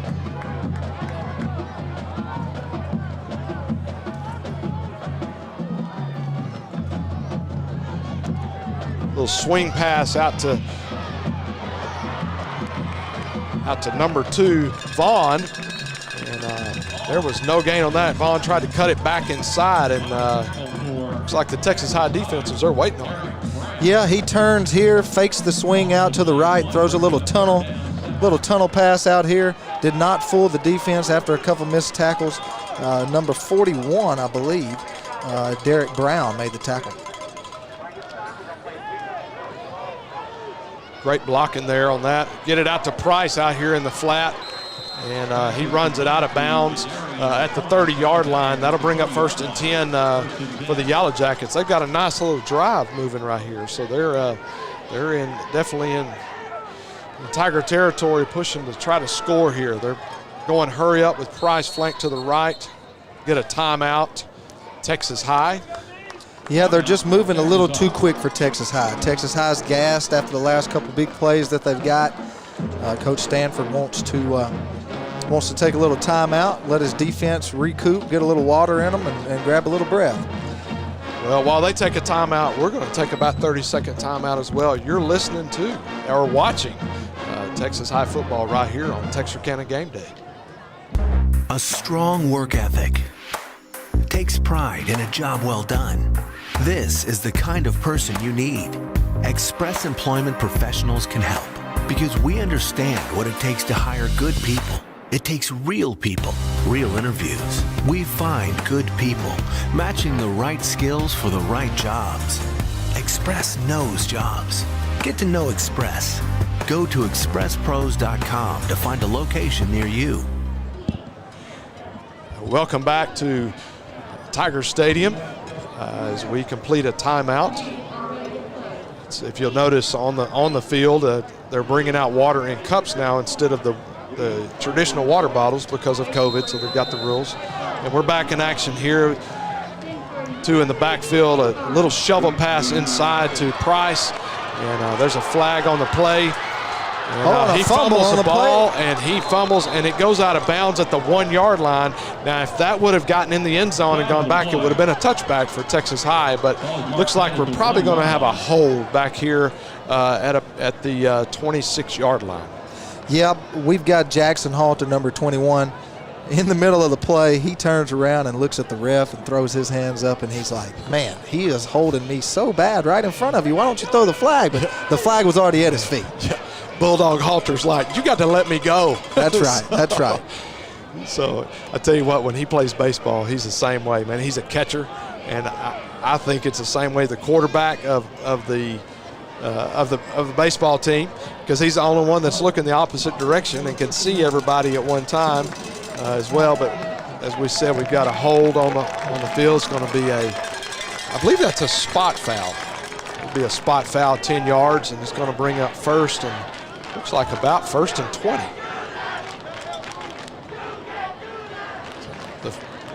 The student section at Texas High, every time there's a penalty, they're chanting, you can't do that. And so it's always fun here at Texas High. The students have a lot of traditions as well. So you might even see a trash can being banged on over there. So Hefner with a snap in the shotgun formation. Fans are wanting a holding. I think they're going to get that one, and you can hear them screaming inside here. Well, if you watch on the play, the ref's digging in his pocket trying to throw a flag, and if you see him right now on the replay, he's trying to dig in his pocket to throw the flag. He couldn't get it out. The pass was intended for number 3, Rhodes, over there on the sideline. Going to bring up 2nd and 20, and we've got, for the play, officials call. There he goes. He finally dug it out of there. He's going to drop one there, I believe, as a false start. I don't think they were all set. Gotcha. Sometimes that's the consequence of going fast, is you don't get everybody set. Well, and offense, number 58, penalty 5 yards, remaining 2nd down. If you watch these guys, there's some cue that the quarterback's given before they get down in their stance. The quarterback has to give them. They have to be set for a count before they can snap the ball. So I think the quarterback put them down, snapped the ball too quick. So we're going to a trips formation here. Hefner has trips to his left and a single receiver to his right with Johnson in the backfield with him. Pitches it out to Johnson in the flat. Johnson gets around the corner and goes out of bounds at the 35-yard line. Yeah, number 3 for Denison. He's a junior wide receiver. He was on the in the play that time. His last name is Rhodes. Man, what a great block. He set the edge over there and gave them a chance on that play. Absolutely.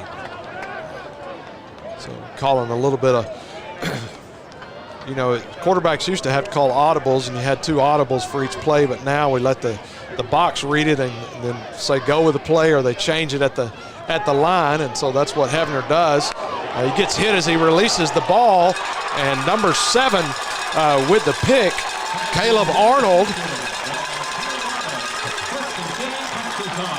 He gets the pick, and it was Clayton Smith on the hit of the quarterback, and that caused that ball to go pretty much array. It did not go where it was intended.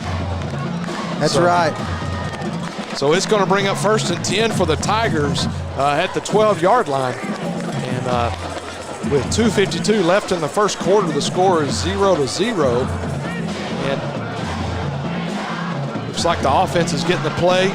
Coach Harrell, the O-line coach, man, he's fun to watch at practice. With he and Coach Hawk, the defensive line coach, they kind of get competitive.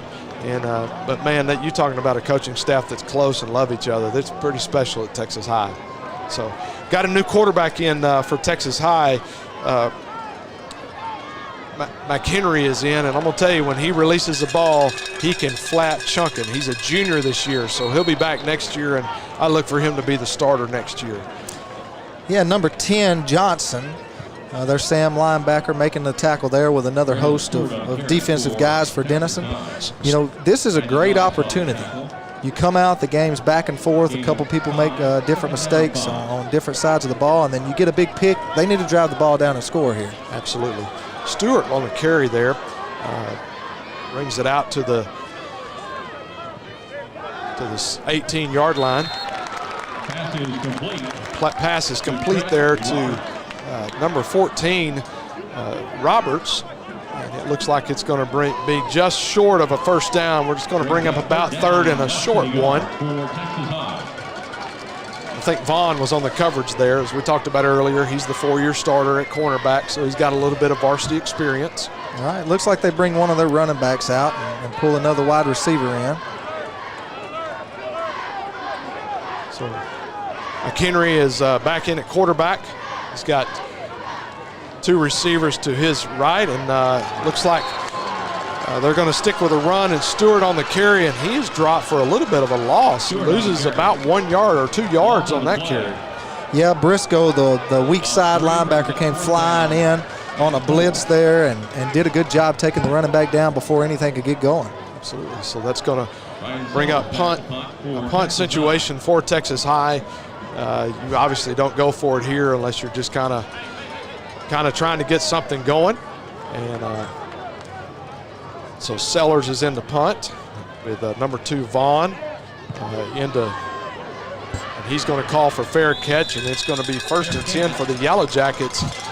Looks like at about the 48-yard line, and right in the middle of the Texas High tee. Isn't that a beautiful tee? That is a beautiful tee. Now listen, that is not a Tennessee tee. That is, Tennessee tee's got curves in it. That is a Texas High tee. I got you. Yeah. I'm learning all kinds of new things tonight. Yeah, and if you call it a Tennessee tee, you will not be allowed in this press box again. Might not even be allowed in the parking lot. That's right.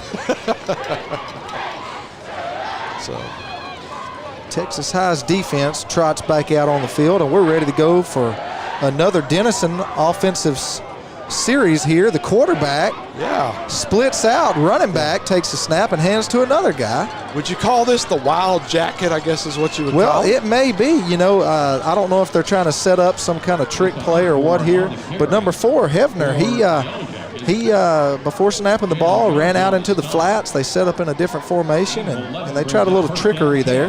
Prosser stepped in at quarterback to take the Wildcat is what everybody knows it as, and pitches it to Osborne, hands it off to Osborne, and he goes around the right side for enough for a first down. Brings up 1st and 10 at the 40-yard line for the Yellow Jackets. Hands it off to the up man. Looks like an I formation. They're running several different formations here just to try to get the Tigers off balance a little bit, and Coach Stanford expected a little bit different look than he was expecting. That's right, and as the clock's winding down, that was number 7, Osborne, that lined up at fullback in the eye there, and here we go with another different formation here. Yeah. Here goes the quarterback again. We're going to have a little wild jacket. Yes, and he's going to act like he's going to get it, and Price is going to. They're trying to create space for Price. That's right. Because he's the decoy, and so it's going to give just a little bit different look. They had no intentions of throwing that over there. Clearly, they were wanting Price to run that up the middle. That's right. And the clock's winding down here in the first period. Yeah, at the end of first quarter, it is still 0-0 here at Tiger Stadium. And so we're going to take a short break. And so in 1 minute, we will see you back here. Right now at all Greg Orr Auto Collection locations in Texarkana. Shop from your phone, online, or in person, and make no payments up to 120 days with record low interest rates, drastic price reductions, and huge incentives on our vast and pristine selection. Plus, for sales or service, we will even pick up and deliver your vehicle to you. For all the money-saving details, please visit GregOrAuto.com. That's GregOrAuto.com.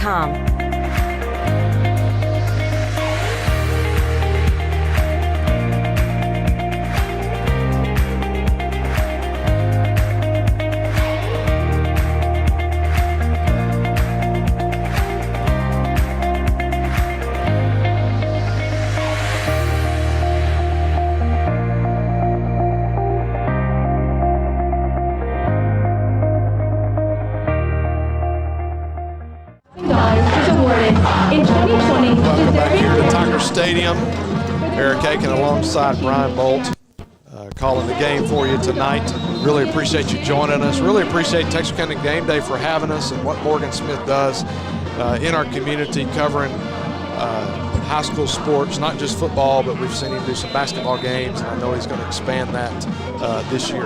That's right. That's right. So, having her back in and trying to get the Tigers to jump off. He had the hard count there, trying to get a little first down, and brings up 3rd and 5 to begin the second quarter here at Tiger Stadium. Score still 0-0. Hands off to Price, and the Texas defense is right there waiting on him. Going to bring up 4th down with no gain on the play. Yeah, that's right. Defensive line not having it. Number 90, Christian Surratt, and number 10, Clayton Smith, in on the tackles there. Yeah. Tell you what, Jalen Green is he's another one that you want to keep an eye on tonight. So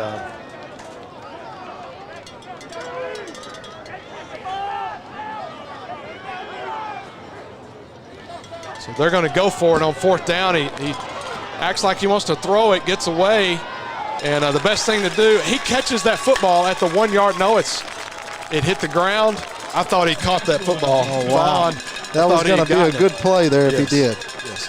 And he did a great job there, because a lot of kids would think, hey, I want to intercept this ball, but you want to knock that ball down there because you got field position on 4th down, so you're going to get it up at the 30-yard line. So Texas High will take over there at the 30-yard line. Yeah, and that was good coverage there. I mean, he was running step a step with him. He had a chance to either pick the ball or knock it away, and he dove, the receiver dove, and thankfully the ball hit the ground. Absolutely. And A.J. Wilson, coaching those defensive backs, does a great job. He and Coach Hawk are defensive coordinators. McHenry's back in. Looks like there's going to be a flag on the play. And Stewart is on the carry. See what the flag is. Looks like we've got maybe offsides or something. Let's listen in and see if our official will give us a little explanation. Got some officials in the stands. I can hear that.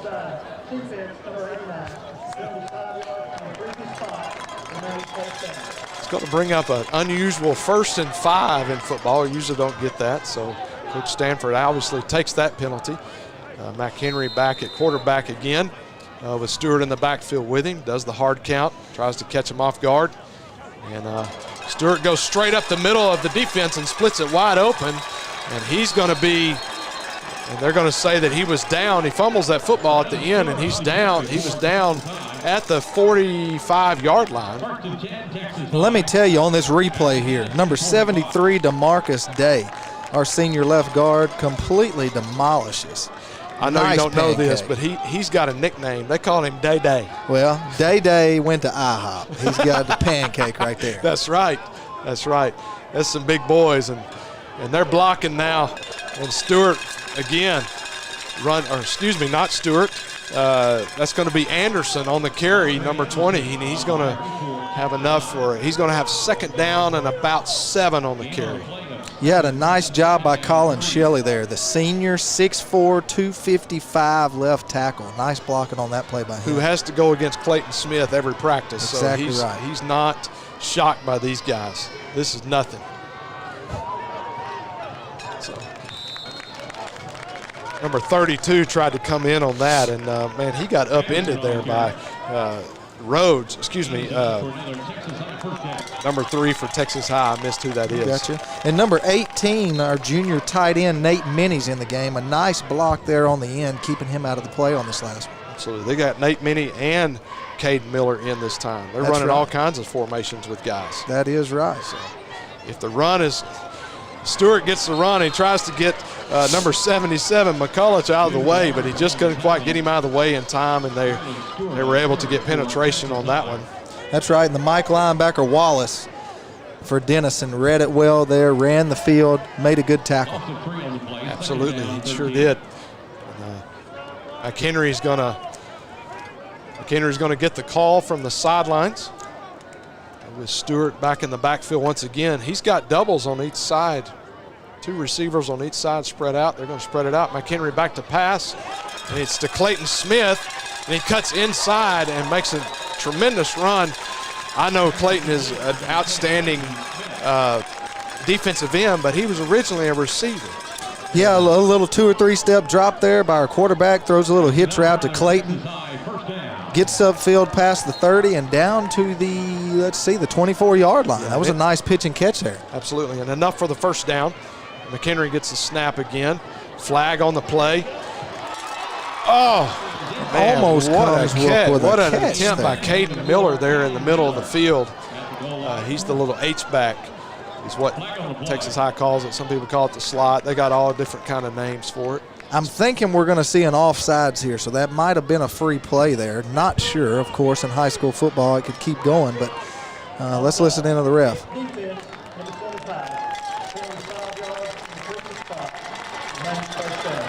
You know, one thing we talked about in the pregame is those defensive ends, they come hard up the field. And so in Texas High, they've studied that on film, obviously, and they're catching them off guard and catching them off sides a little bit. Stewart on the carry. He's in the pile, and they just keep driving forward. That big offensive line gets behind him, and they start pushing forward, and it's enough for a Texas High first down. And it's going to be, Brian, it's going to be 1st and goal. That's right. Number 75, Colin Shelley, and number 73, DeMarcus Day. Both seniors pushing that pile. He gained another 5 yards there. Absolutely. That pile is, looks like we're going to have a timeout. First timeout for Denison, and while they take a timeout, we're just going to stay right here. We were going to try to go to a commercial break, give our sponsor some love, but we're going to stay right here. Our control guy's like, nope, you're going to keep working. Well, you know, that gives us a little time to talk about the tempo of the game. You know, we watched Denison in the first quarter speed things up and run pretty much the whole first quarter at their tempo. Now we're seeing a little bit of a different tempo as Texas High is in control here with 8:56 left to go in the second quarter. And now we're seeing the game move to Texas High's tempo. Yes. And Texas High has put McHenry back in. And I saw him in pregame, man. He looks really good at quarterback. He can spin it pretty well. And so Stewart is flanked out to his left in the backfield. Denison defensive line shifts, and Texas High reads it, and that was close to a horse collar there on Stewart. It looks like it's going to be about a 1-yard gain. Bring up 1st and goal at the 8-yard line. 2nd and goal at the 8. Yeah, they're going to swap the formation here. Same formation, just to the other side. We've got a tight end to the weak side there, and got 2 receivers split wide here to Texas High's sideline. Offensive coordinator Clint Toon is in the box tonight and calling it. Looks like we may have another offsides. Got him to jump once again. And flag on the play. so it looks like the Denison coach, he is not too happy about that, and rightfully so. That's going to be the 3rd offside just on this drive against the Denison defense. Yeah, and they're going to pull somebody out of the game here. I think that's the 2nd time one of the interior linemen there have jumped off sides. Not sure exactly what's happening down there, but something's making him jump off sides. Yeah. Put Washington out and put Smallwood in right there at the defensive tackle spot, or excuse me, at the nose guard spot. And if I were a betting man, I bet you that they're going to run right at that new, run it right up the gut here.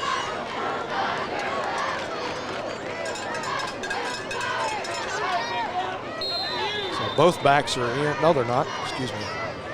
Bring in Anderson. Give Stewart a little bit of a rest. You know, you talk about being a betting man. Wonderful play action's coming here. I bet you it is. Forget play action. We're just going to throw it. Oh, wow. Intended for Zane Dotson in the end zone. A little bit behind him there, and Zane couldn't get back around to catch that. And I'll tell you, I know Zane's family and his parents, and I'm telling you, that's a good young man right there. Yeah, number 9, Blake Rogers and Zane Dotson there. They kind of crossed each other. One came in, one went out. They tried to hit the guy that came inside and just couldn't connect there. But man, that was a good-looking play. That was a real good-looking play. I think Coach wants that one back. Yeah, let's say he ran a little bit of slant there, quick slant, and I look for them to throw it again. It's going to go to Clayton Smith, and Clayton Smith is going to for a touchdown for the Tigers. Oh, wow. Ball a little underthrown there, but Clayton Smith, just being the athlete that he is, goes up and over, as you can see in the replay here. A little bit underthrown. Clayton Smith goes over, and what would Randy Moss say? I think he got Moss there. Mossed. I think we might want to send that one in. That's right. So we'll get Frank to cut that out and send that one in over to Morgan ESPN. Smith. Yes. Top 10 right here. That's right. Right here at Texas High tonight. So you take that clip and send it in to ESPN. Hernandez on the extra point, and the extra point is good with Sellers for the hold. And that's with 8:01 left in the second quarter. It's 7-0 Tigers here at Texas High Stadium. We'll be back after this message from our sponsors.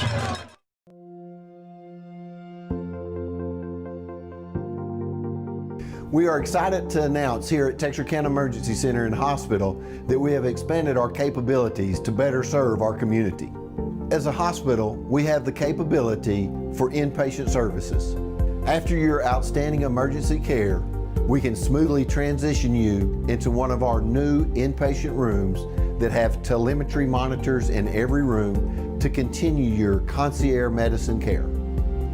While our patients continue receiving their care in their inpatient suites, we also make sure that your loved ones are taken care of with our outstanding facilities.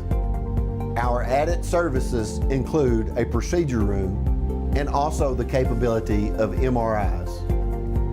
With our imaging, we are able to offer outpatient, inpatient, and emergency room, MRI, CT, ultrasound, and X-ray. We are honored by your support and look forward to serving all your future medical needs. And we are back here at Tiger Stadium with the Tigers leading 7-0 with 8:01 left in the first half. Short kick. Short kick. And Texas High looks like they're going to get it. He's trying to scoop and score. Number 84 picks it up, and he makes it down to the 2-yard line, and it's going to be Texas High football at the 2-yard line. I don't believe I see any flags on the play. Yeah, and there's no officials. It looks like they're either going to mark the ball out.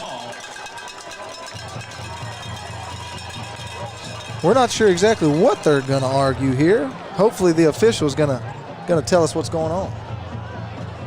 84, Jalen Hendricks on the recovery of that. So we've got a flag on the field on about the 42-yard line. Offsides on the Tigers. Offsides on the Tigers. Man, that hurts right there, because that's one thing that I've heard about Hernandez is he's got a high kick, which gives the team, the kickoff team, time to get down underneath the ball, hit somebody or whatever, in order to make a play. So it looks like, as to be expected, Denison's going to want it re-kicked. Right, and even if they didn't commit the penalty there, the referee was marking the ball back up somewhere around the 20, because by rule you can't advance the ball there. So it just would have been Texas High's ball wherever the official marked it there. But the good thing is there's a chance to do it again. That's right. That's right. And I'm going to tell you, I think I'd do it again. That's right. That's right. Because the guy that tried to catch that, I'm going to try to kick it to him again because it's in his head right now. Yeah, now they're scooting up. They're bringing their returners up. And yeah. So in case the special teams coaching staff for Texas High saw the returners way back on the 5-yard line, and so they decided we'll just pooch it over the front line's head and make them make a play. Absolutely. So Hernandez is going to get ready to kick this again. See where it goes this time. Folks hear cowbells out here. That's one of the things that the Booster Club does. They try to get everybody a cowbell. High kick.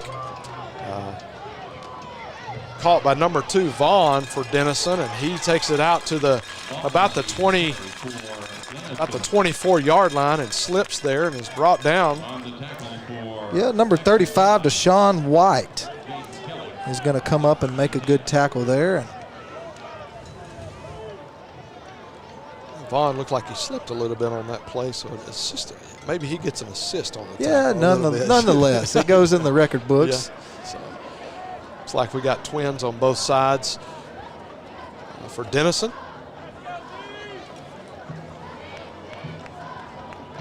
Clayton Smith that just scored is back out there on defense, a defensive end.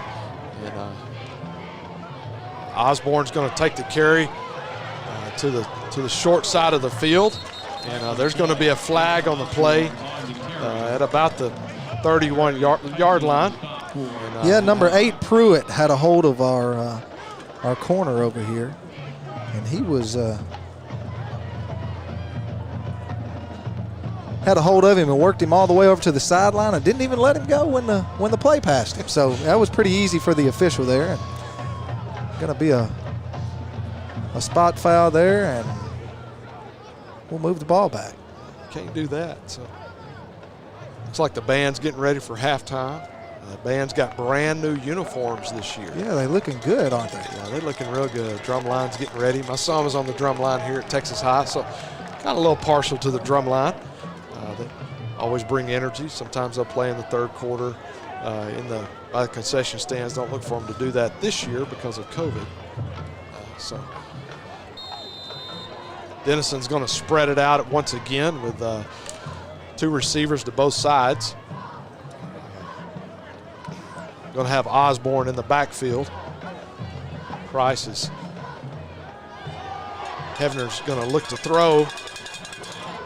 And he's going to throw it away. He puts it about 10 rows up in the stands. Apparently his coach told him, if you don't like what you see, throw it in the stands, and he took him serious. Yeah, and we got another holding penalty down here that Coach Stanford's going to decline. We're going to look at another 1st and 15. We're going to be 2nd and 15. Excuse me. You're going to take the result of the play, which is an incomplete pass. I'm sure somebody in the stands thought they were going to get a souvenir, but you got to throw that back. Don't you just love those dads that scream from the stands? Oh, yeah. You're a former high school coach. I know that's why you wore a headset. You didn't want to hear all of that That's stuff. exactly right. But you know what? You can still hear them through the headset, just like we can right here. Yeah. And you're like, turn it up, turn that thing up. That's right. Somebody talk. Osborne's going to take the carry on the read option. He's going to have a 1st down and more. Clayton Smith is going to chase him down from behind, and it's going to be out of bounds. Looks like at the 44-yard line. Going to be about a 24-yard gain there. Nice run there by Denison. Absolutely. And, Osborne wasn't getting a lot of carries, but last year Price got injured, and so Osborne got the bulk of that. So you got a returning starter, if you will, 2 returning starters, as well as the same way for the quarterback. He They had an injury to their first-string quarterback, and he transferred in from Durant at the beginning of last year. And so Osborne gets the carry, goes over to the left side, out of bounds at the 42-yard line. But as I was saying, Hefner transferred in, and they had an injury at the quarterback position as well, and so he finished out the last 8 games for Denison. And looks like he's doing a great job. Watching him in pregame, I mean, he could be a threat throwing the ball as well. Yeah, and Denison here is changing the tempo a little bit. Instead of going so quick like we saw him in the first quarter, they're slowing it down, giving a hard snap, seeing what Texas High is set up in, and then calling the play in. So here again, we're seeing a little change in tempo. Texas High defensive line shifts for them, and the pass was intended for number 3, Rhodes. Looks like Clayton Smith was defending on that play, but I think also there was, well, the defensive back stepped up. I think that was Marcel Beaver. Yeah, number 15. Yeah, Marcel Beaver came in. They got the number there wrong, but nonetheless. Absolutely. So both defensive ends for Texas High don't put a hand in the dirt. They're going to stand up. And I kind of like that formation. I think it gives your defensive ends a chance. Well, you'll see that a lot on defenses that have, pretty much linebackers lined up down there at defensive end. Not your, not big linemen that need to put their hand on the ground. A lot of times when you have athletes out there, you just let them be athletes. Absolutely, especially at the high school level. That's right. Denison's going to take a timeout here. And so we're going to take 30 seconds. Here at Tiger Stadium, Texas High leads with 7:03 left in the first half, 7-0 Texas High. If you're looking for authentic Cajun-style meats prepared and ready to cook and take home, look no further than Lanyard Specialty Meats. We here at Lanyard Specialty Meats select nothing but premium meats, and we season it to perfection so that you'll have all of Acadiana flavor here in your own home. Come by Lanyard Specialty Meats for all your tailgating needs for this football season or hunting season. Remember, Lanyard Specialty Meats. Lanyards is an official sponsor and proud supporter of Texarkana Game. Welcome back to Tiger Stadium, where the Texas High Tigers are leading 7-0 in the second quarter. Got about 7:03 until the halftime show. We're going to be showing that halftime show, so you're going to have the band, the drill team, and all of the festivities that happen. Obviously, it's just the Texas High band because of COVID. Most visiting teams are not, their bands are not traveling. Usually you're only going to see the cheerleaders that are going to be a part of tonight's action. So Hefner's in the back, fakes it to Price. Clayton Smith does not bite on the fake, and he is there for his second sack of the night. Yeah, and coming in and helping him, number 1, Jalen Green, coming in and cleaning up a little bit. That's right. That's right. I failed to mention earlier that we need to be watching because Texas High, they have the turnover belt that they usually use, but then they have the touchdown chain, and it's a big gold chain with a big Texas logo on it. So it's kind of fun to see. Stang is going to punt the ball away, and looks like Caleb Arnold is going to let it go. Zane Dotson is going to fair catch that, and it's going to be first down at about the 20-yard line. And with 6:21 left in the half, Texas High is going to get the ball at the 20-yard line and 80 yards to pay dirt. That's right. And while we got a little break here, let's give a shout out to the students here at Texas High that's actually producing the game today here. Tiger Vision, a lot of students up here in the box with us, and videoing and editing, doing all kinds of stuff up here. And so big shout out to them for what they do. Charles Aldridge is over that and does a phenomenal job, and just involved in the community. Sellers is back in at quarterback and hands it off. Trying to see if that's maybe Anderson, I believe is who was in. Yeah, Anderson takes the carry on that. And loss of 3, second down, 13. Yeah, number 77, Quashawn Kalop. He is, McCullough. He is slow to get up there, and so they're going to pull him out of the game. And number 64, Damon Tyler Moore, the 345, 6'2 senior is going to come in. So, it's nice when you have backups that can run on the field. and people are thinking, man, where's this guy been all day? I mean, your backup comes in, you're 305, 6'4", and he comes in at 345, you know? Yep, absolutely. I bet he pushes somebody over a little bit, you know? So, and I'm going to tell you, these guys, I bet you they could put away some groceries. I bet you so. So you don't fix one burger for them. You That's fix right. several for those guys. Sellers is going to pass, and it's intended for Caleb Arnold, and it just threw the hands. It was on target, but just threw the hands. Might have been a little bit hard on that pass, too. Sellers is a center fielder and has a very strong arm and is highly recruited, actually committed to Mississippi, play baseball at Mississippi State. But he decommitted. You're right. He decommitted and went to Texas Tech. So, but he originally had committed to Mississippi State. So I'm being corrected by our director.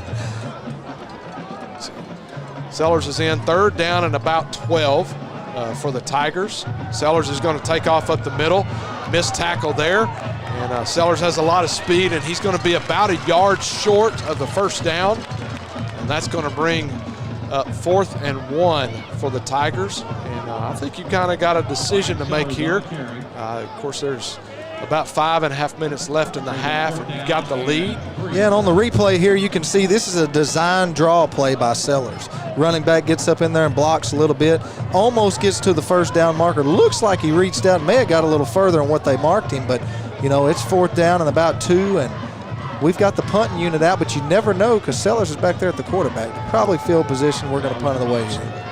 They worked a lot on that in practice this week on that quarterback draw, and making sure that he was holding the ball long enough. Vaughn is going to pick it up and try to get yardage because he caught the Tigers off guard because they were past the ball, and so he saw the opportunity to pick the ball up. Being a 4-year starter, your coach is going to let you take those chances. Yeah, and it's one of those things where the kids are taught to run in their lanes down the field, and they were. And it was just a bad kick there, a bad punt, and it was short. And so the kids overran the ball, gave them an opportunity to scoop it up and get some yards back for them. Absolutely. So Hebner's going to bring out his offense, and going to look to the sidelines to get the call. And he's going to pass the ball. Looks like he's going to throw it away. He had a lot of pressure coming in from the outside. Yeah, that's number 27, Javarius Tyson, the 5'11 junior playing linebacker. Putting pressure there. It looked like a little play action pass that was shut down from the start. Very much so. They haven't been able to do much. Number 7 gets the carry. That is Osborne, and he's brought bound by none other than. Yeah, mama, there's that man. Everywhere you look on the field, it doesn't matter. Number 10's coming. That's right, and he is a big difference maker. And he's that's about a 10-yard loss, so it's going to be 3rd, and they're going to call it 18 here at the stadium. And he tried to hit Vaughn with a little pitch out there, and it's going to be 3 and out for the Denison offense. Yeah, and they turned there, tried to throw the little tunnel screen that they ran earlier. Number 11, Darren Finley, the 6'2 junior. He was not having any of it. And so Stang is going to be back in. Man, it's been a busy night for Stang so far as the Texas High defense has stifled, in my opinion, a pretty high-powered offense at Denison. They've been able to hold them in check. So Stang hits a booming punt, turns it over, and Zane Dotson is going to come up and fair catch it at the 14-yard line. It's going to be 1st and 10 for the Tigers. Yeah, and with 4:16 left to go before halftime, you know, Texas High is leading 7-0. You know, it'd be a great time to march the ball down the field and score before halftime. Yes. I mean, that would really put a damper in the plans of Denison going into halftime, and they'd have to come out and play some really good ball to get back in the second half. Because Texas High is going to get the ball. That's right. The second That's half. right. So if you can score here, milk the clock down, make them want to kneel on it going back in and be 14-0. You could be 21-0. Yeah, you get the momentum going into halftime with a touchdown, and that's big, getting the ball back in the second half. Absolutely. So looks like they're going to show 5 down linemen to try to stop the run for Texas High. They're trying to stuff that. They showed 5 there instead of their regular 4. They marched a looks like a linebacker down. I was trying to think of what a linebacker is. Yeah, and so it looks like they're going to come out and try to make a Texas High pass here. And so let's see what we get here. It looks like they're back to a 4-man front here. Yeah, one of the kids that one of the guys we had, look, Sellers passes the ball and gets it out to, looks like number 14. Trey Roberts, the senior wide receiver there on a nice snag. It's going to be a first down, and let's see if we can keep it going and move the ball down the field. Sellers has one receiver to his right, 2 to his left. Yeah, we've got a tight end in the game over there. Yep. on the right, so don't forget about him over there. It's going to be an RPO and more of a read option instead of an RPO. Sellers keeps it and runs to his right into the Denison bench, out of bounds, brings up, going to be about 2nd and 8 on the. They mark him out a little earlier than that. It's going to be second down 4. Out of 2nd and 4. But he got about 8 yards. They're saying 6 on that. Must have stepped out a little earlier than we expected. Single receiver to his right. He's going to hand it off to Stewart. Stewart's going to come to the left side, to the near side of the field, and he's going to pick up about 2 yards on the carry. Brings up 3rd down and about 2. Yeah, and Denison, number 1, Wallace, he made the tackle there, and he's been flying around the field today. You know, even though Texas High's only scored once, I mean, this Denison defense has been playing with good ball. That's right. And they're going to stack the box here and try to stop the run, and they've got a free play, and Sellers is going to sling it and try to get a touchdown, or try to get a deep throw. It was intended for Blake Rogers, number 9. Number 6 was on the defense there, or number 4, excuse me. Yeah, Jalen Jones, the junior, free safety back there. Both of them were trying to get their head around to see who was going to catch the ball, and neither one of them could get adjusted to make a catch. So I have a feeling the defensive line is going to have a meeting at halftime, and they're going to talk about staying on sides, waiting for watching the ball. That's a very frustrating thing because you've given up about almost 30 yards in penalties just on offside penalties. Yeah, and they bring 14 wide receiver Trey Roberts out and put 18 tight end Nate Minnie in the game. Yep. Our big boy, number 64 with the pull, Tyler Moore, that just came in the game, man. As soon as that ball was snapped, he was pulling, and boy, it looked good coming around. It looks like a gain of about 3. We're going to have 2nd down and 7 for the Tigers here. Stewart on that last carry. Sellers gets a call from the sidelines. Neither one of these teams, you're going to see them under center. They're going to be shotgun all night long. And snap was a little high, but Sellers gets it. And Stewart breaks free. He's brought down at about the 20-yard line. They're going to call it down at we're going to say right at the 20-yard line. And so big gain, 1st and 10 for the Texas High Tigers. Yeah, and look at big number 74, Mr. Warren, the junior 6'3" center up there, opens that hole up, and he's gone. That's right. I think we got an extra 2 yards on the slide there, but we'll take it.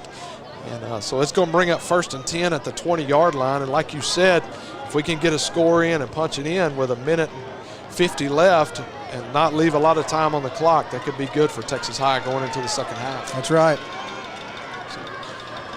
Sellers gets a snaps high, just a little bit high once again. He keeps it around the left side. We've got a flag on the play. Probably it's in the vicinity of probably a holding call. Yeah, and by the looks of one of the Texas High players down there, I'm pretty sure that it's going to go against him. Yeah. Shelley didn't look too happy about things when he's got his hands on his hips. So that's going to be on Nate Minnie. It is. this is a good time to mention that I think you kind of know Nate Minnie, don't you? Yeah, and as he gets the penalty, they pull him off the field. So yeah, I was just about to give a big shout out to our true tight end here, and he gets called for the hole and pulled off the field. But you know what? He's a junior. He'll be back in. Yeah. Plenty of time left. Minute and a half left in the first half. Sellers gets a call. Plenty of time left on the play clock. So he's going to throw the ball. He drops back to pass. Intended for Clayton Smith, and it's just a little bit too far. Yeah, that looked like a design fade pass to Clayton Smith there. It was double covered. They've got one of the safeties over here. They're not going to let them do that. They are opening up the middle of the field, though. They've got two safeties, which leaves the middle of the field wide open. Run some kind of crossing route or a post route through the middle. Look for those coaches to see those safeties getting wide outside the hashes and try to hit the middle of the field. Vaughn and Ellis with excellent coverage there. Like you say, that middle of that field is wide open. So they've got a single safety in the middle now.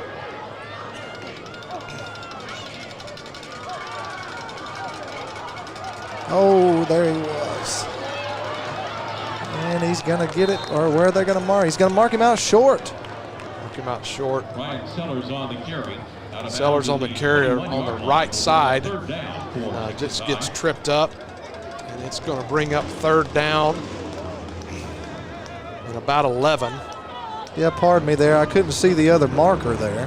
Thought that was the first down marker. We were just trying to get back to the original line. That's right. That was the original line that I saw there. Absolutely. Looks like we got him to jump again. So Sellers is going to go for it all. And intended for Zane Dotson in the end zone. Vaughn was on the coverage there. And smart play to go for it when you've got a guy off sides. Yeah, good choice there by Sellers. And Zane Dotson had a chance there. Kind of mistimed his jump there a little bit. But still, smart move by your quarterback. He's rattled. There's been a couple things going on. He looks like he's limping around a little bit, but smart move. You know you got a free play. Throw the ball up there and see if your playmaker can make a play. That's right. I think every defensive lineman has been in for Denison, because if you jump off, they pull you out. And so I think the coach is putting in. He's just trying to find somebody that'll be disciplined and stay on and watch the ball and stay on their side of the line of scrimmage till the ball is snapped. That's right. So Sellers in at quarterback. Fields jumps again, trying to get it off. I mean, that's one thing we talked about in pregame. They are quick off the line, sometimes a little bit too quick. As they clearly can see, they're undersized, and so they're trying to use speed, and you can't blame them. Sellers back to pass, intended for Zane Dotson. Yeah, and Jalen Jones, the junior free safety, makes a pretty good play there, knocking that ball away. That ball was a little bit behind him. Hernandez comes in for a field goal try. And last week he made 2 field goals. He's 2 for 3. He missed a 46-yarder last week, but made a 22 and a 25-yarder last week. Number 16. That's Zane Dotson. Zane Dotson with the hold. And Hernandez kick is up.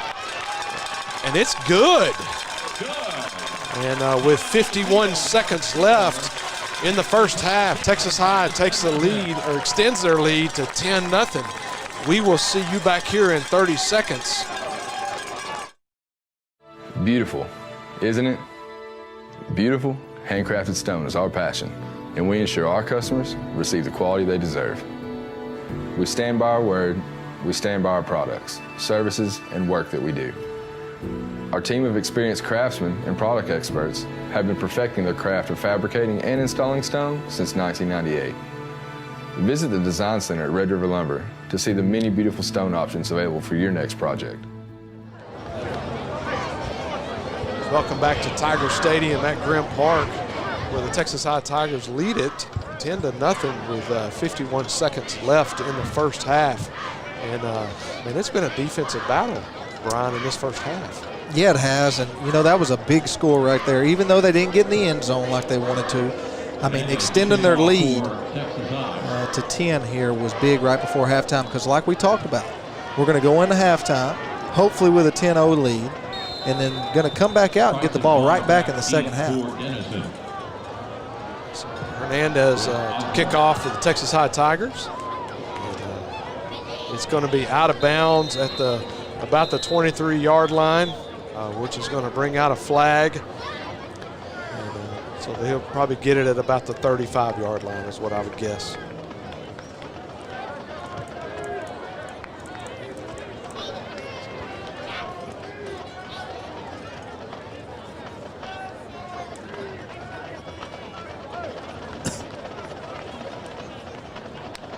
It's going to be at the 30-yard line. I figured it'd be at the 35-yard line, but it's at the 30-yard line. So really only loss of 5 yards as far as on the return. Ball be placed at the 30-yard line. First down. I would expect that they're going to just they're not going to throw it deep. I would expect them just to run it, but they may throw it deep. But I expect them just to spread it out, run it, give it to their horse, their Price, number 24, and see if he can break something just to try to get something going, get them into the second half. But they're going to come out throwing. They're going to try to score against this Texas High defense. And number 3 with the catch, Rhodes, the junior wide receiver. And looks like number 11 on the coverage there. Yeah, Darren Finley.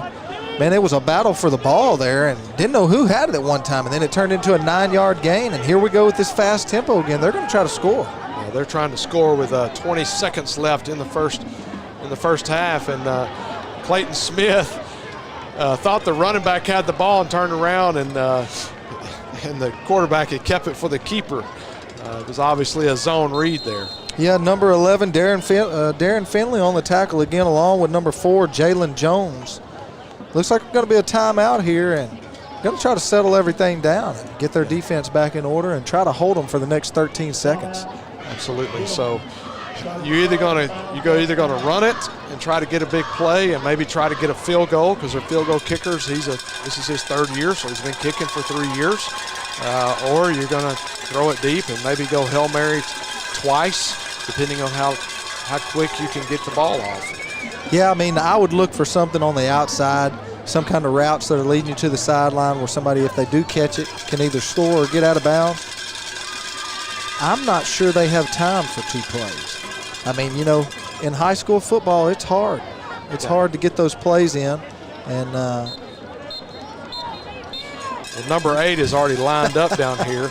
Number 8, Pruitt. I don't know if this is some kind of trick that he's trying to get out there and line up, or if he's just excited to get this next play. Coach Hawk walked out and said, "Hey, he's right here," because the timeout wasn't out. So number 55, Damian Smallwood, their right tackle, is going to be split out. Now they can't throw the ball to him because he's covered up here, so I don't know what they're going to do with him, but it looks like Texas High is going to take a timeout and figure out what's going on. If you've got a timeout in this situation, you clearly are going to take it and go, hey, listen, guys, just cover people. 55 is going to try to block. It's obviously a scheme thing. They had them stacked 3 high over there. I have a feeling that they were going to throw it to that side because you've got a lot of speed on that side. So, you know, Price has got a lot of offers. Or maybe it was a ploy to get Texas High to take a timeout because they weren't ready. Left tackle, go line up out there and make them call a timeout. Yeah, well, you never know. You never know in high school football some of the stuff they do because the inexperience you try to key on. But that's right. But yes, Price does have a lot of offers. What was it, 7 D1 offers? Yes. Is that right? Yeah, Houston offered him this week. People like Auburn, Oklahoma State, Baylor, Texas. Yeah, some teams like that. Good teams there, good programs to be a part of, and so he is something special. We're seeing it here in the first half.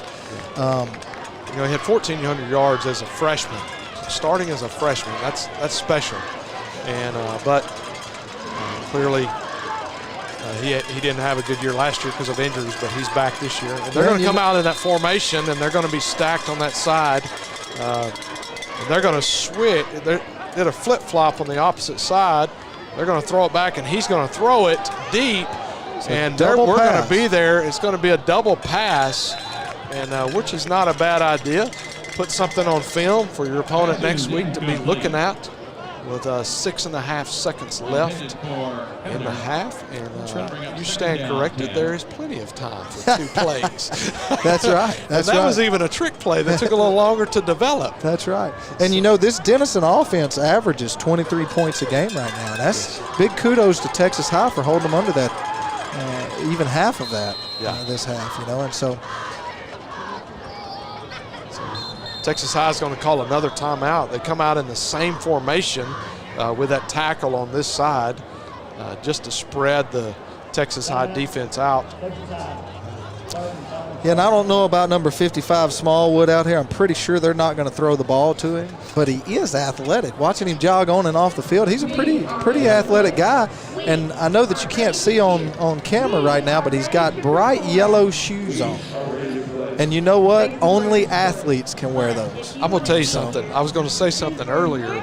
I've glanced down there thinking, is there a flag on the play? And no, it's my man's shoes. That's right. There. That's right. Mr. Smallwood's got the shoes on. And, you know, back in 2006 when I played a little high school football, you know, I wore some shoes that had a lot of white on them. And my wide receiver coach told me, he said, son, get you some new shoes. I said, why, coach? These are clean. These are the best shoes that you can get. He said, because that white, you can see how fast it's moving, and your feet are not moving very fast. So get you some shoes that are all black. Yeah. And so that's how my story went. I couldn't have pulled off the yellow shoes. Yeah. Denison comes out of the timeout in the stack formation once again with 2 receivers on this side and 3 up top. And they send it, the tight end, right down the middle, and it's intercepted by number 4. That's Jalen Jones. Jalen Jones, and he has a nice return to end the first half, and he's going to get the turnover belt walking into halftime. That's right. You know, it's awesome to see Coach Wilson down there, who's also a defensive coordinator for in the pass Texas here High. on the replay, they had him wide open in the middle of the field, just overthrew him, and Mr. Jones comes up with the pick there down the sideline and tries to take it home before half, but just not enough time left and not enough sideline. Yeah, there's a flag on the play, and it's obviously on the offense. If it had been on the defense, you don't end the half. It would have been an untimed down, but it was on the offense. Wisely, Coach Stanford declines, and we're at halftime with Texas High with the lead, 10-0. We're going to go to a commercial break. When we come back, we're going to be watching the Texas High band as well as the Texas High drill team. We'll see you. Right now at all Greg Orr Auto Collection locations in Texarkana. Shop from your phone, online, or in person and make no payments up to 120 days with record low interest rates, drastic price reductions, and huge incentives on our vast and pristine selection. Plus, for sales or service, we will even pick up and deliver your vehicle to you. For all the money-saving details, please visit GregOrAuto.com. That's GregOrAuto.com.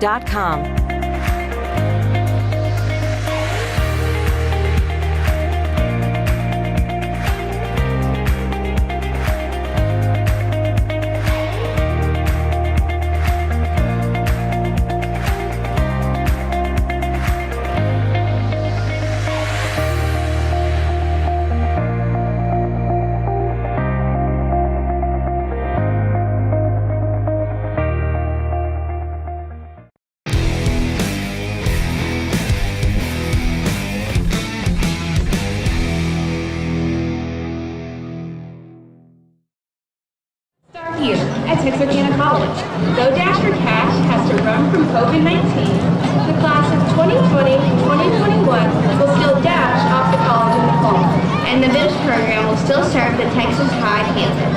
So we need your help for these things to continue to run. I am Zika Barnes, Student Body Vice President. I am Mary Claire Wright, Senior Class Vice President.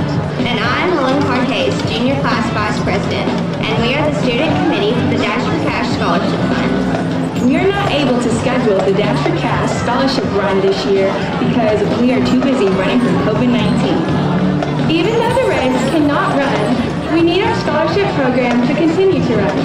All presenting sponsors will be listed on the Jumbotron at the Texas High School home games. To be a sponsor, please contact Dara McGuire, Julie Borowitz, Lacey McMillan, or Tanja Hayes.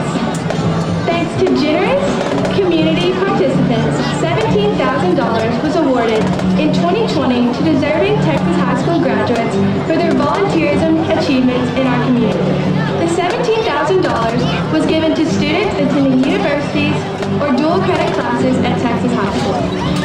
Another way you can support the scholarship fund is to purchase the opportunity to win an Apple Watch donated by Schamberger Orthodontics.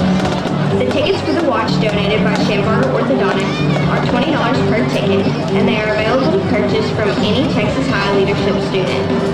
Please support Dash for Cash as we run from COVID-19 in 2020.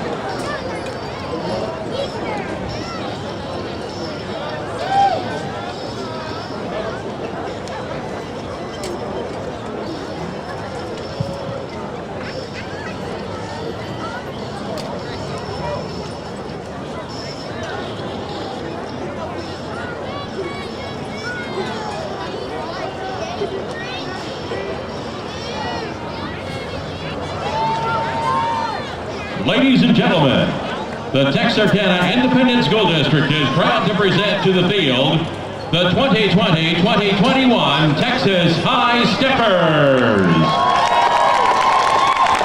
Under the direction of Amber Reynolds and Hannah Williams, the High Steppers have graced the field now for 42 years.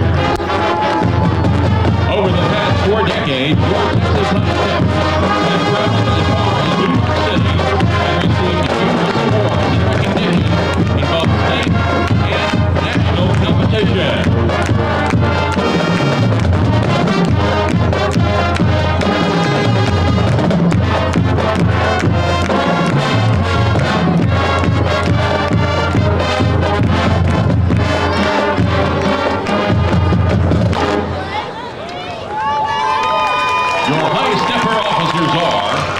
Junior Lieutenant Olivia George.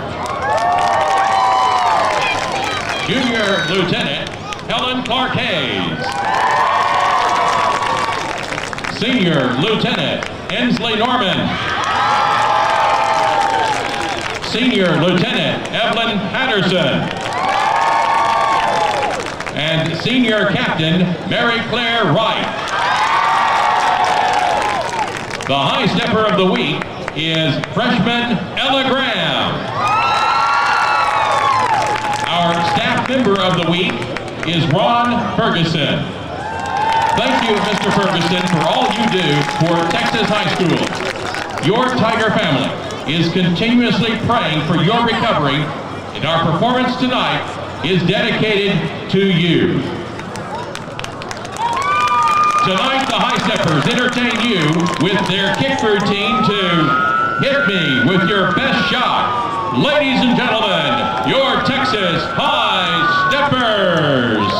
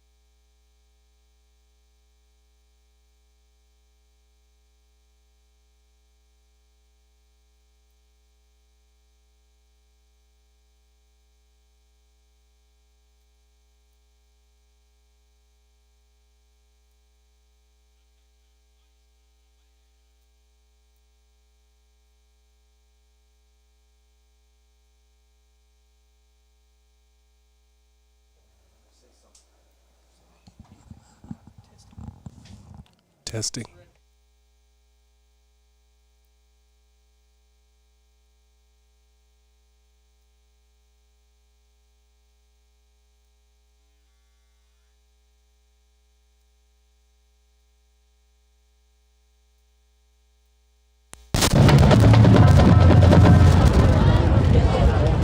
Tonight, the Tiger Band exits the field to the sounds of the Eyes of Texas. Tiger Band, feel free to sing along.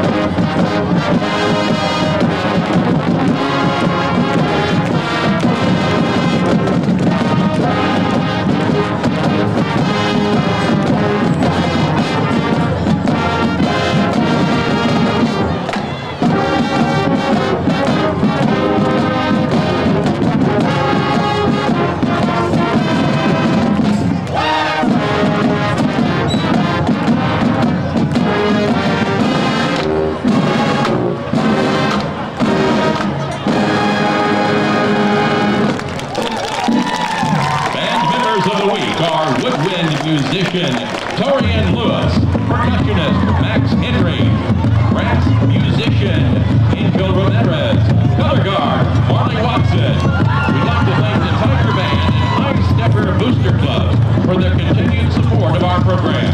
The administration and staff of TISD and Texas High School. Our next performance of the Tiger Band next Friday night at Homecoming Football Game. We hope to see you there.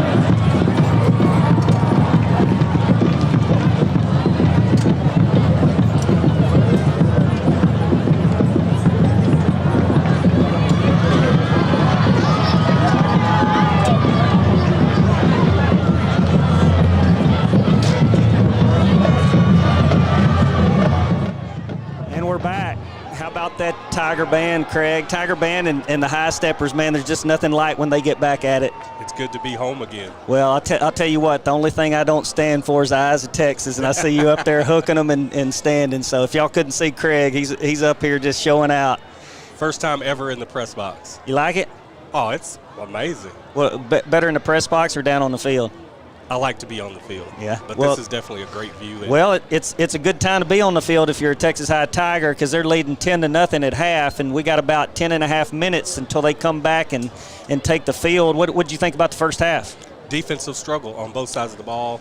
The Tigers had some opportunities, but they missed those opportunities to capitalize, and maybe they'll get it worked out this second half with those adjustments. Yeah, I'll tell you, both teams had some miscues, a lot of penalties, more penalties for Denison, but boy, I tell you, just like last week, and I imagine every week, it's tough for an opposing team to handle number 10, Clayton Smith. He's been everywhere. He is as advertised, all over the field, in the backfield, just making plays everywhere, along with his teammates in the at the linebacker level and secondary. Shout out to the Texas High defense and the defensive coaches who have shut out Denison when you got a running back that's the top running back in the state, and everybody's keying on him, but the secondary's making plays, linebackers are tackling, defensive line's getting some penetration. It's a really, really good game by the defense so far, and offense has scored when they've gotten down there, but like we say, a few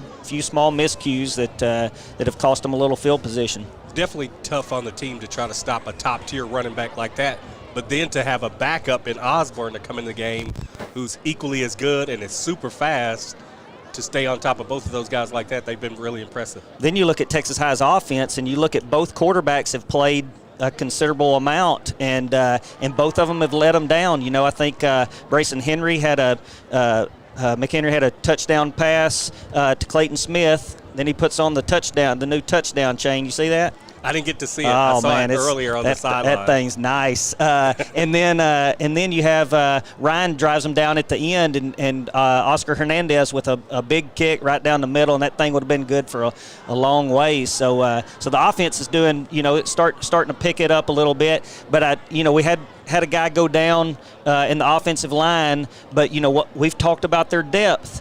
time and time again, and they just plug another one in, and it ain't a little one that they plug in. They get a big boy who comes in, and they keep pounding, and hopefully we can here's the thing. Defense plays another half like that, it don't matter what the offense does. But if the defense plays another half like that, that offensive line starting to lean on those guys and weigh on them, and we'll start breaking some runs. They had some good drives here and there. It sputtered a little bit, but they would make plays and move the ball. They had a couple issues with the snap that killed one drive. But they putting it together, and one player that I do want to mention on the offensive line is DeMarcus Day, number 73. He is out there a man amongst boys. He is blowing them off the line. You can see those defenders backing up when he comes around to make a block. Since you're giving a shout-out, go ahead and say all of them. Tell me about the whole offensive line. We've got Colin Shelley, number 75. We got number 73, DeMarcus Day. At center, we've got Briosky Finley Warren, number 74. Number 77 is Quashawn McCullough. Number 70, Hayden Harrell. All those guys are putting in some work on that offensive line. Yeah, I'm telling you, if that offensive line can keep pounding, they'll wear down that defensive line just like we did at John Tyler last week. They're blocking, doing a good job, but that defense for the Yellow Jackets, they're swarming. So put the coach's headgear on for just a minute, and you're going into halftime. What if you're Denison? What are you saying to your team?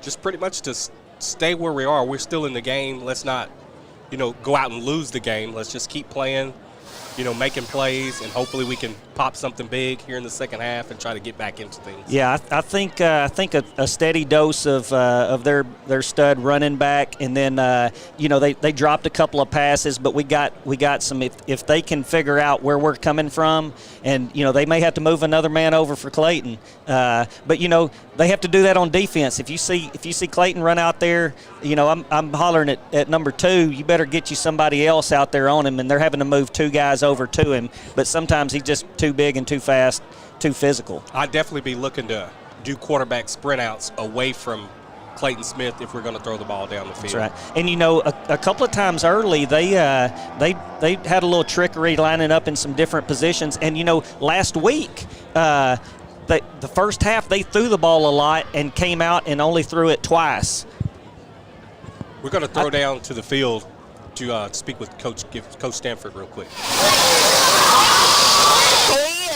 Coach Stanford right now. So what did you tell the guys? I know it's been kind of a tough game so far. What did you tell them to get them excited and ready for the next half? Just clean up the mistakes we've made this first half. Good to have the lead, but a lot of things we need to correct and see if we can come out here with the first drive and score and just take a little pressure off our defense. We just really happy with our defense's effort right now. Offense, we just need to clean some things up. All right, well, we have to see more. Thank you. Back to y'all. All right. Great interview down there at halftime by Emma McMillan and Coach Stanford. Appreciate him joining us. Back with Billy Lavender and Craig Jenkins. Let's go through some area scores, Craig, and see what's going on in our area. You've got the Longview Lobos, number 8, facing number 10 Marshall. We've got that score at 43-7. And we'll have Marshall. We'll have Marshall later on, and Marshall's ranked 10th in the state. So Longview's handling them, and we did well against Longview. So look like they're bouncing back a little bit. You've got DeKalb 20-14 over Prairie Land. They were down earlier. I guess they've came back. All right. It's a good look. You've got Hooks 13-7 over Pewitt. All right. Let's scroll through. You've got Gladewater High School 42-6 over New Boston.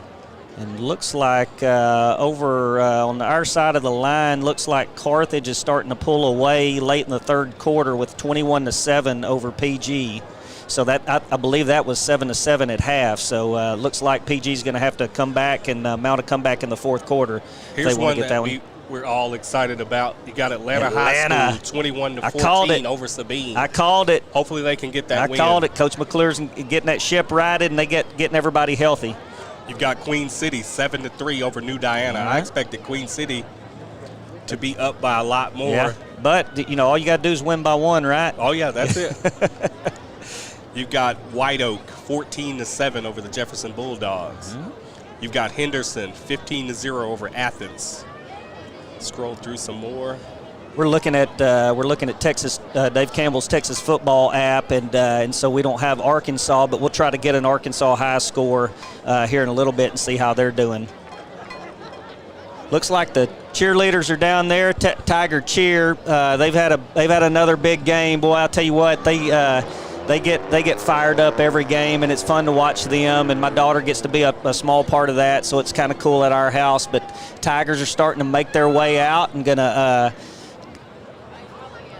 I don't know. We couldn't get that big run through up at halftime. Man, that thing is a beast. I wrestled that thing for about 2 hours for this game too. But the Tigers about to run out, and we're going to send it to break, and then we'll be back with our snap crew for second half. Our game day. Right now at all Greg Orr Auto Collection locations in Texarkana. Shop from your phone, online, or in person and make no payments up to 120 days with record low interest rates, drastic price reductions, and huge incentives on our vast and pristine selection. Plus, for sales or service, we will even pick up and deliver your vehicle to you. For all the money-saving details, please visit gregorauto.com. That's gregorauto.com.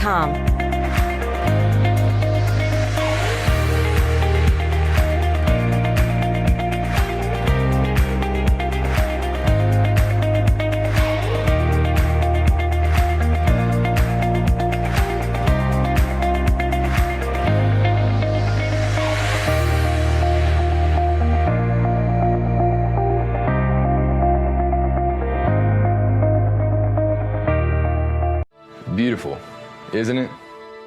Beautiful, handcrafted stone is our passion, and we ensure our customers receive the quality they deserve.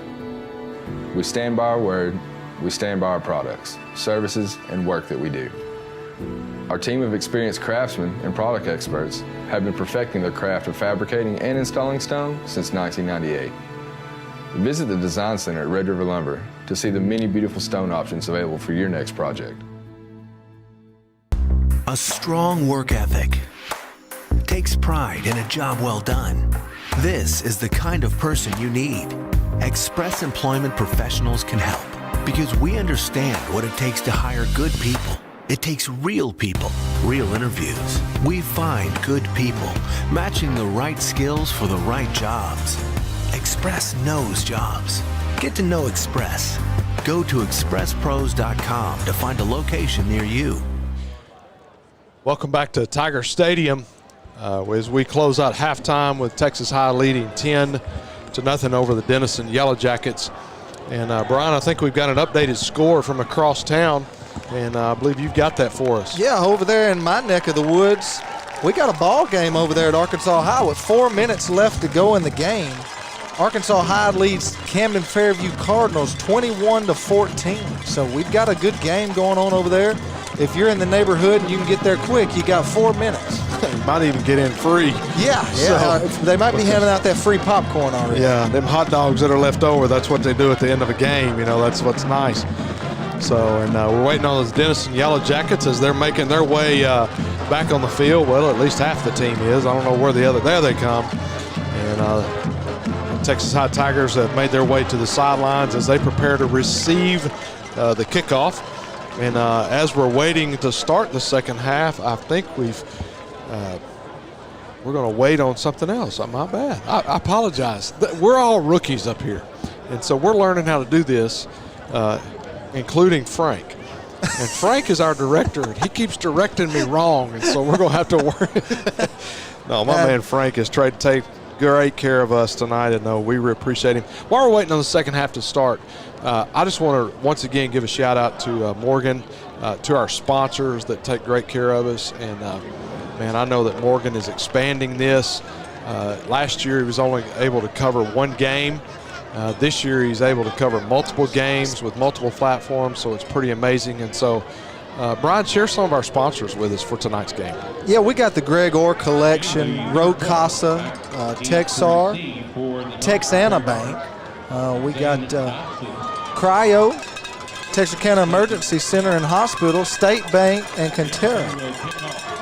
Don't forget Shelter Insurance with my man, Brian Bolt. Yeah, so if you're from the Arkansas side and you're listening, I want you to go check out my man Brian. I bet he can save you some money. That's exactly right. I've heard he's giving away free premiums this week, so y'all might want to go check him out. Yeah, and before we get back to the game, we definitely want to give a shout out to our scoreboard sponsor tonight, Commercial National Bank, as we get this second half underway. Appreciate Dennis Huffman and the guys over there at Commercial National Bank for what they did. Denison kicked off to Texas High, and looks like trying to get a number there, number 82. 82 receiver. That is going to be Ben DePriest, who is the deep snapper as well. Got a little action. Put the ball in his hands, and he's not throwing between his legs. You know, I told him this week, I said, you do realize all you do is throw the ball between your legs. You're not actually throwing it. So, but it's good to see he also plays wide receiver. It's good to see him on the field and getting a little bit of action on that one. So they tried to pick on somebody. As we start the second half, McHenry's going to be in at quarterback, and it looks like flank to his left is going to be Stewart. Stewart's going to get the carry on the left side and going to have a gain of about 6. And he's brought down by, looks like, several Yellow Jackets on their sideline. Yeah, and we got number 64, the senior guard, in here for the second half. I think we had an injury, and he's still out, Quashawn McCullough, and he's still out, so Damon Moore is going to be in the game to start the second half. Yeah, at the end of that first half, Sellers limped off a little bit, and so I'm anxious to see what happens here, especially if we have to punt, because he is our punter. And Stewart on the carry once again. Looks like he's going to have enough for the first down. Going to be 1st and 10 at the 35-yard line. Yeah, coming out, running the ball, trying to get good tempo going on here, checking the sideline to get the play in. I noticed the defensive line for the Yellow Jackets have not jumped yet. They jumped a lot. Well, in I'm the sure first that half. halftime conversation was not a good one. And so I'm getting text messages, and so it looks like McHenry's going to have it for the night. And Stewart breaks loose, and he is at the out of bounds at about the 35-yard line. Man, what a carry! He started inside and cut it back outside and made a great run there. Yeah, almost 35 yards there. On the replay here, it's just a handoff up the middle. The offensive line does a great job there, as well as the wide receivers trying to get those guys sealed. And once he breaks around that outside edge, he's hard to catch. Absolutely. And one of the things you'll notice Coach Harrell doing with his offensive line, because they tend to lag, just back behind the play, is get down the field because they want to hurry up and get set and try to catch these guys off guard. And Anderson on the carry, and man, he runs it right up the middle and takes a host of Yellow Jackets with him. It looks like he's going to have about 9 yards on the carry. Yeah, and the big 6'4" senior right tackle, Hayden Harrell, leading the way. Great block by him there. Make sure that we give him a shout out. Man, those offensive linemen come out just like they talked about at halftime. And Billy said, tempo is going to be set by those guys, and here they come. Absolutely. We talked about in pregame about running up the middle because they like to come off the edge very quick. Just right there, you've got the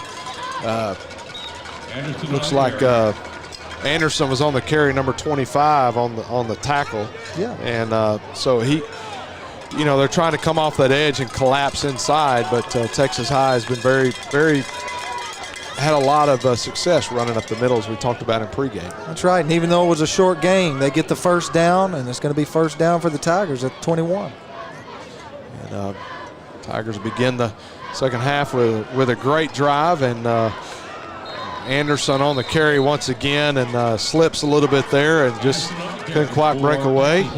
And so he's going to be caught for maybe even a little bit of maybe a yard loss, it looks like. So, yeah, and he was wrapped up. Number 6, Wagner, the senior for Denison defense there, read that play well, sniffed it out, and wrapped him up and drove him back a couple yards. So McHenry on second down and just over 10 yards, hands it off to Anderson once again, and Anderson is caught in the middle, and kind of have a feeling they're setting up something here. Yeah, I mean, it looks like it. They're bringing in another wide receiver, going to take their tight end, number 18, Nate Minnie, out of the game. And then all of a sudden they switch in another wide receiver, which is number 10, who I believe everyone's familiar with. Yeah, and they kind of snuck him in there among a crowd just kind of on the near side here. closest to their sideline, kind of sneak him in and I would look for a pass play to him. Of course, you've got a safety over the top on this side, so he's going to get double coverage, I'm sure. So McHenry back to pass and throws it to Zane Dotson. Zane Dotson on the catch at about the 10-yard line. He's going to have enough for the first down, and looks like it's going to be first and goal. Yeah, and that was just a stick route there where you tell your receiver you get to the first down, and when you get there, I'm going to hit you. I mean, it's one of those things that was showed on the replay just a second ago that, you know, get there. When you get there, the ball's going to be there.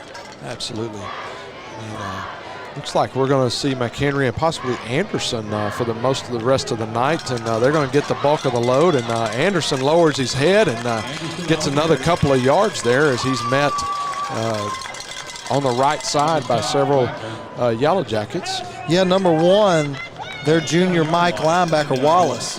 They met right there in the hole, went head-to-head, and that time the running back for Texas High won the battle. Absolutely. McHenry back in the shotgun, and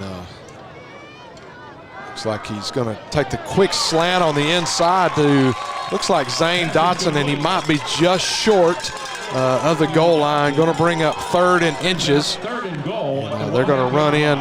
Nate Minnie bring in a little bit more beef to that offensive line, and I would imagine we're going to see something quick and right up the middle here to just try to get a push, or you might see a little play action. And that's right. Zane Dotson almost got him a touchdown there, brought down at about the half-yard line, and we'll see if they can punch it in here. Zane had a great catch there with tight coverage on him, so great concentration. So the snap was a little high, and it looks like that Anderson's going to get in and a touchdown for the Tigers. That's right, and that's the way to come out. You know, they punch it in, make it 10-0 before the half, come back out, get the ball back, drive the ball down the field. A pretty good-looking drive there. Very good-looking drive. I think they had 2 pass plays on that. Zane Dotson into hold with Ben DePriest into deep snap. And Hernandez is so far.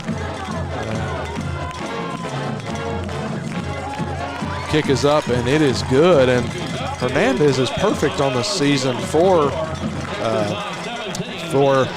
extra points. And we've got a spotlight of the week, game day spirit. Brian, tell us about that. Yeah, this week's game day spirit spotlight of the week is brought to you by the Beauty Bar and Red Door.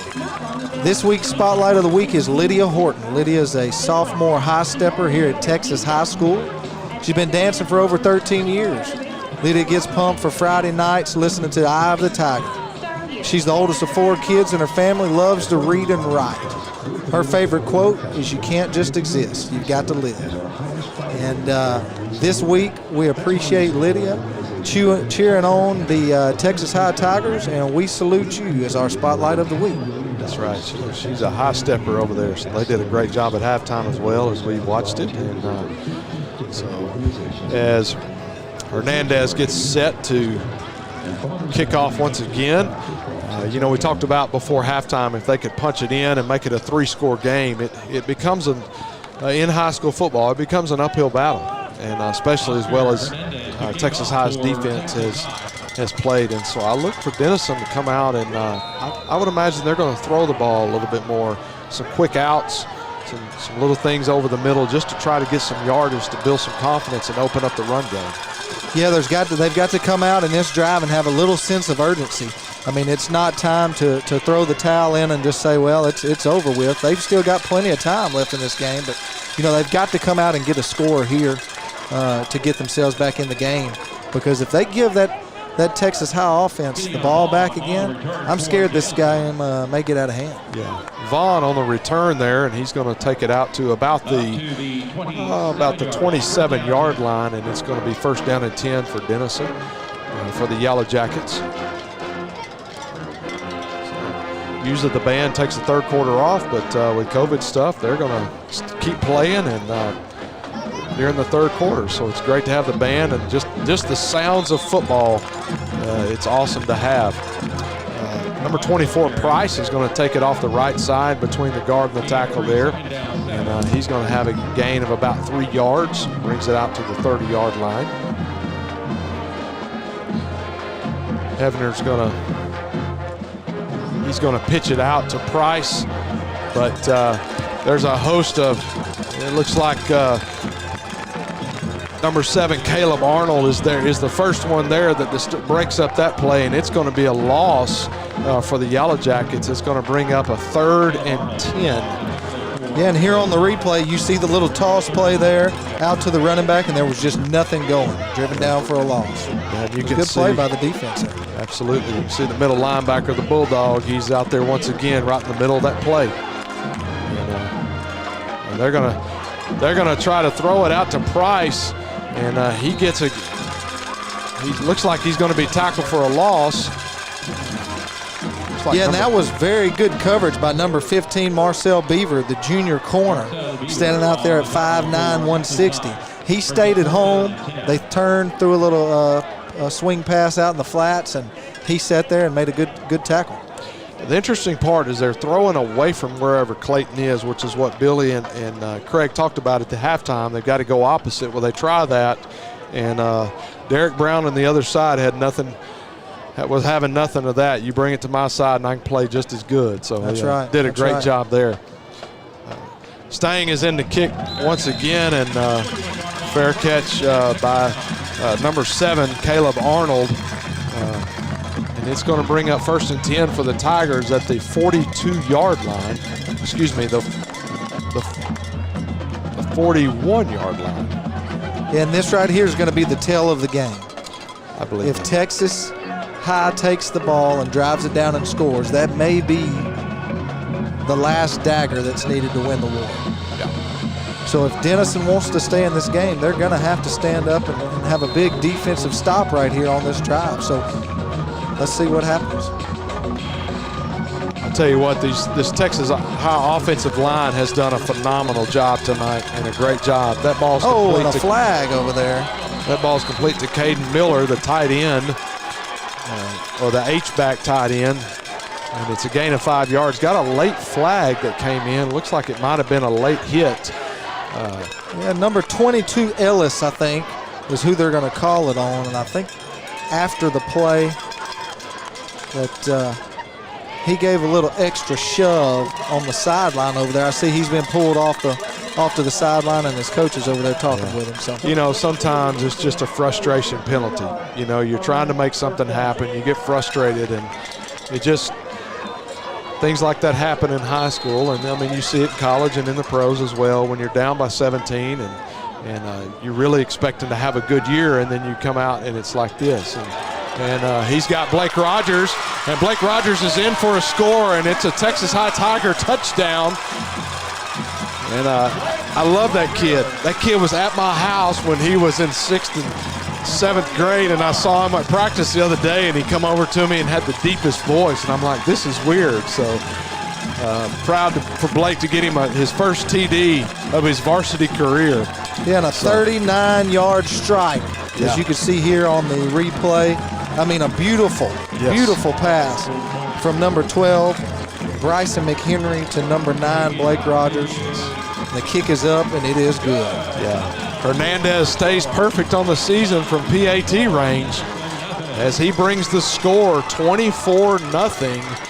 And we've got 5:02 left in the third quarter, and we're going to take a break.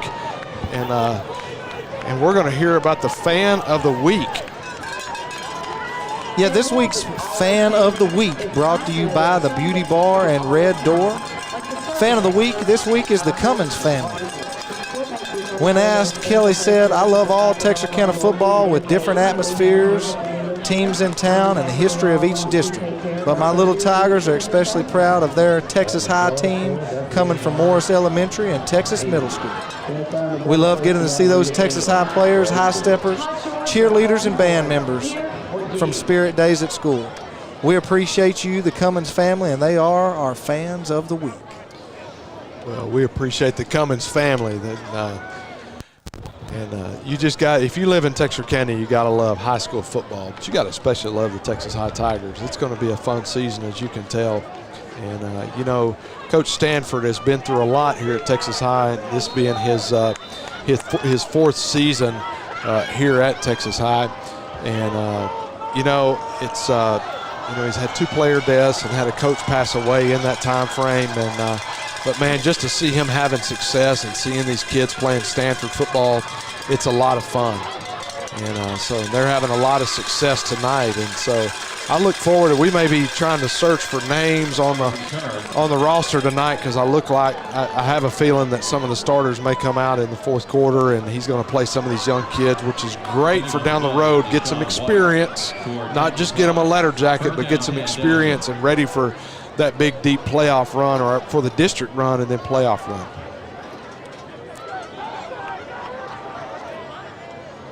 So Hebner back and pitches it out to Osborne, which is part of that dual threat in the backfield for Denison. Yeah, played well by the Sam linebacker junior Darren Finley, number 11. Played well, strung out to the sideline for about a 1.5-yard gain. Fakes it to number 24 Price, and keeps it to go up the middle for a gain of probably about a yard. Going to bring up third down and a long 7 yards. Yeah, and that hole opened up, but it wasn't open long. Number 27, Javarius Tyson, met him in that hole. Absolutely. So Hebner's going to pass it, going to get it out to Price, but Price is going to be brought down by number 41, Derek Brown, which is that other defensive end. They're trying to run away from Clayton, but Derek is staying home and doing a great job there, and so it's going to be 3 and out for the Denison offense. Yeah, and you can see on this replay here, they throw it out in the flats. Number 11, Derek Finley, strings it out, and number 41, Derek Brown, comes in from that defensive end position and cleans it up. Once again, Dotson and Arnold are back deep for Texas High for the Tigers. Strange is going to kick it. Arnold's going to call for a fair catch. He's going to let it go, and it's going to go for a Yellow Jacket roll, and going to be out at about the 18-yard line.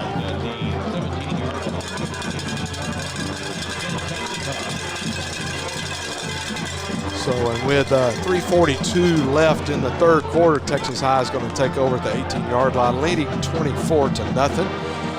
Got some Tiger fans I want to give a shout out to in Florida. Got some fans in Florida that are watching.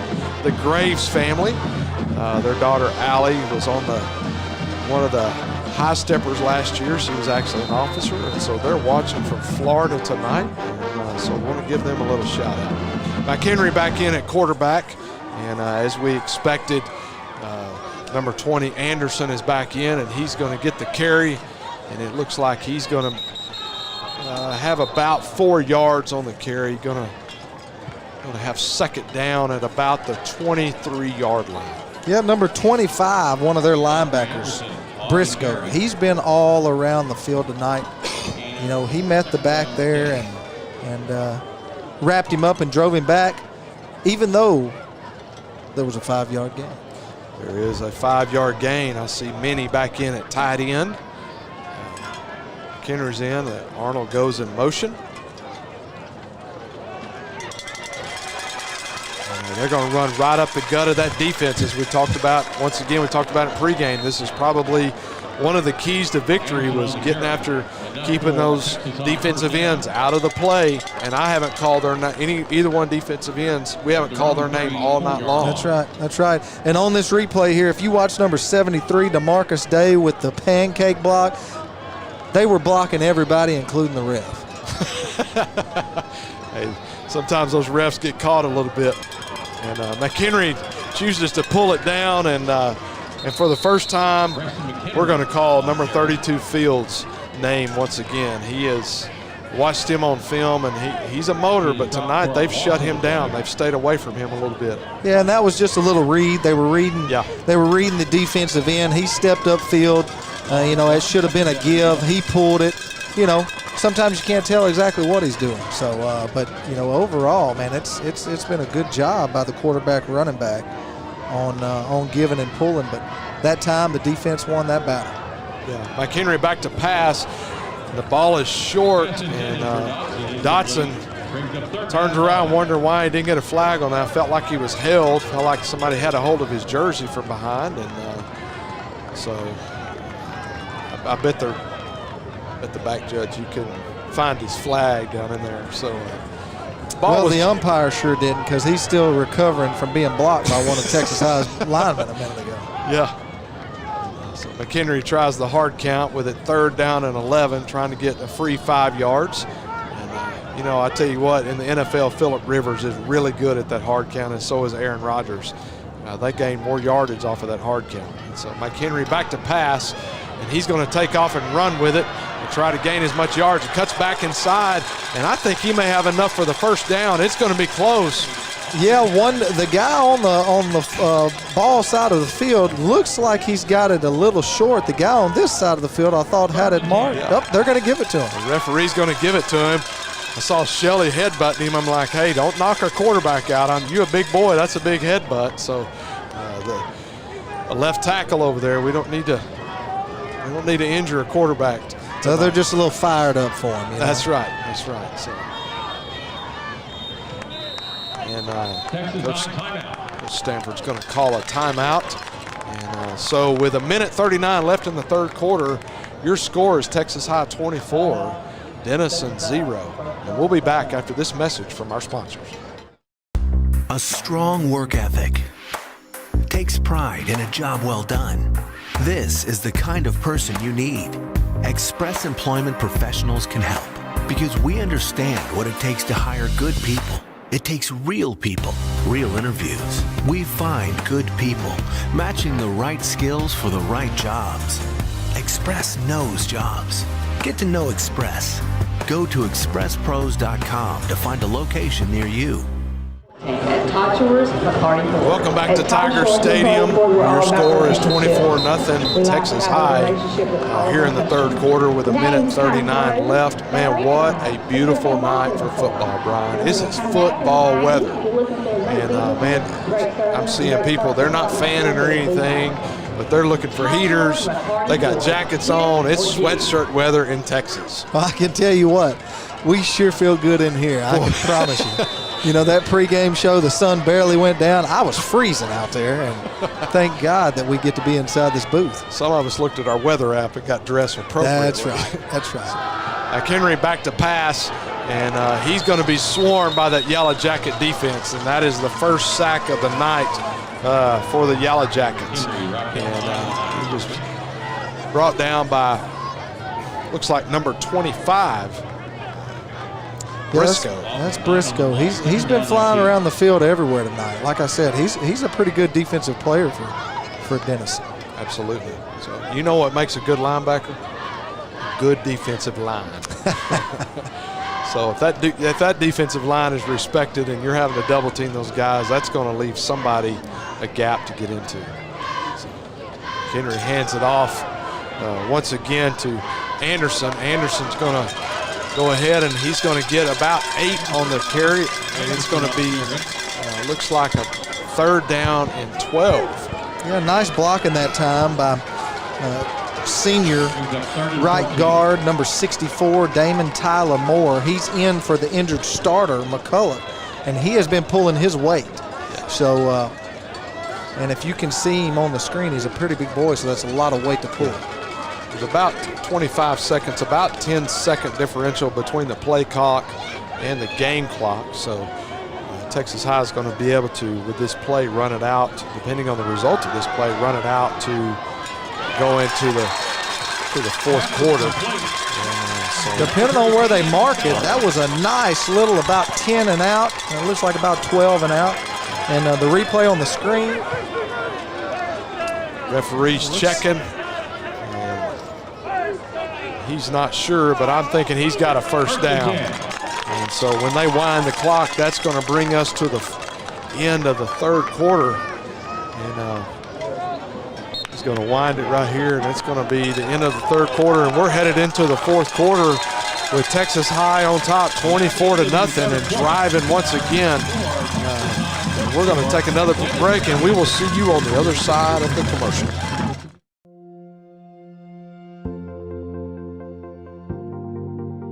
We are excited to announce here at Texarkana Emergency Center and Hospital that we have expanded our capabilities to better serve our community. As a hospital, we have the capability for inpatient services. After your outstanding emergency care, we can smoothly transition you into one of our new inpatient rooms that have telemetry monitors in every room to continue your concierge medicine care. While our patients continue receiving their care in their inpatient suites, we also make sure that your loved ones are taken care of with our outstanding facilities. Our added services include a procedure room and also the capability of MRIs. With our imaging, we are able to offer outpatient, inpatient, and emergency room, MRI, CT, ultrasound, and X-ray. We are honored by your support and look forward to serving all your future medical needs.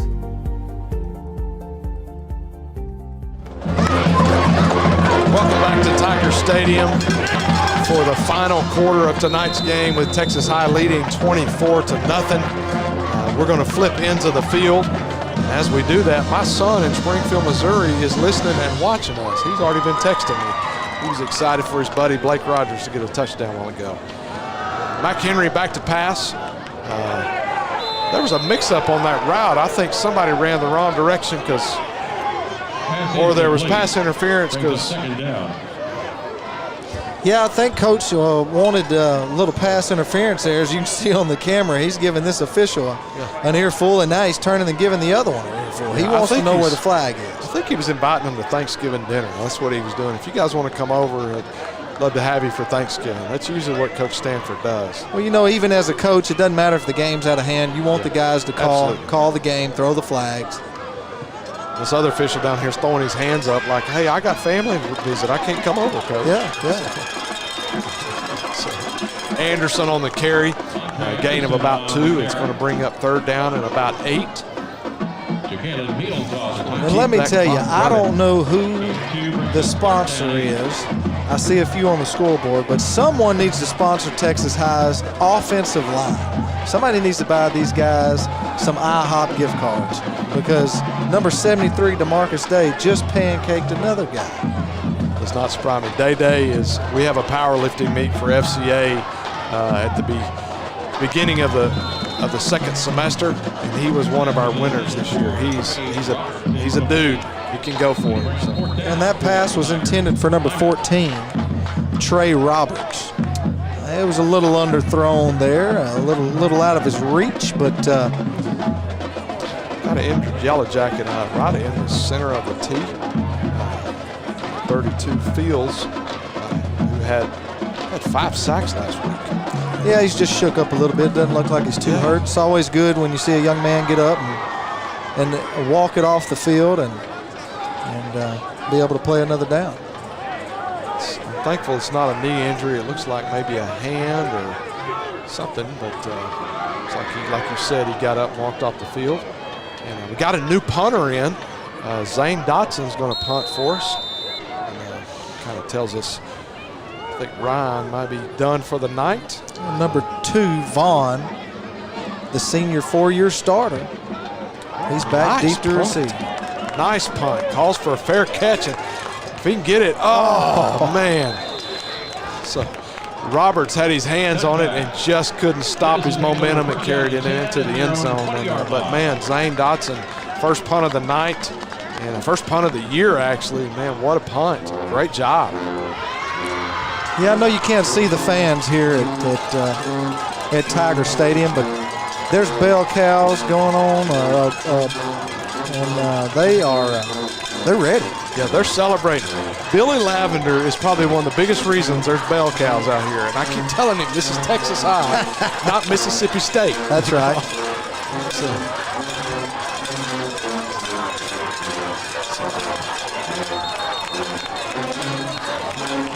Lavender tries to run it up the middle, but that Texas High defense was stingy and stopped that. It's kind of fun to watch the student section now. They're looking like Texas A&M over there, all funneled up. They're weighing back and forth. And so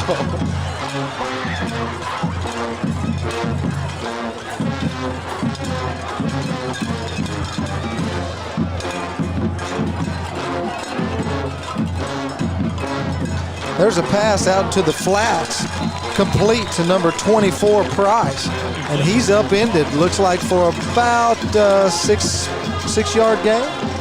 I'm going to tell you, Texas High was not intimidated by this four-star recruit whatsoever. They have shut him down tonight and kept him in check. And it's not to take away what kind of athlete he is. I mean, it's very obvious he's a good athlete. But Texas High defense has done a great job and been up to the challenge. Hefner's going to roll out, and he's going to have to throw it away as he's pressured, and that is clearly just a coverage sack right there. It's unbelievable.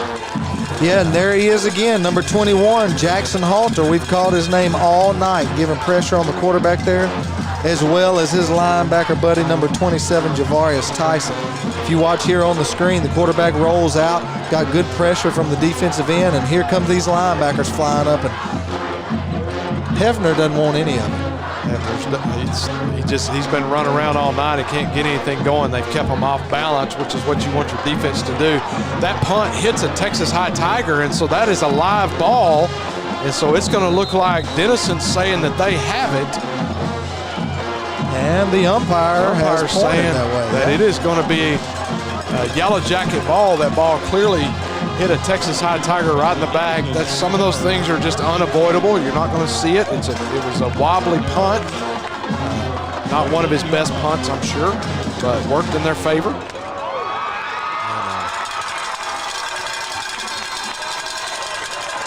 Texas High is going to keep their first-team defense on the field, and Price is going to take the ball to the left side and going to be run out of bounds. Price on the carry.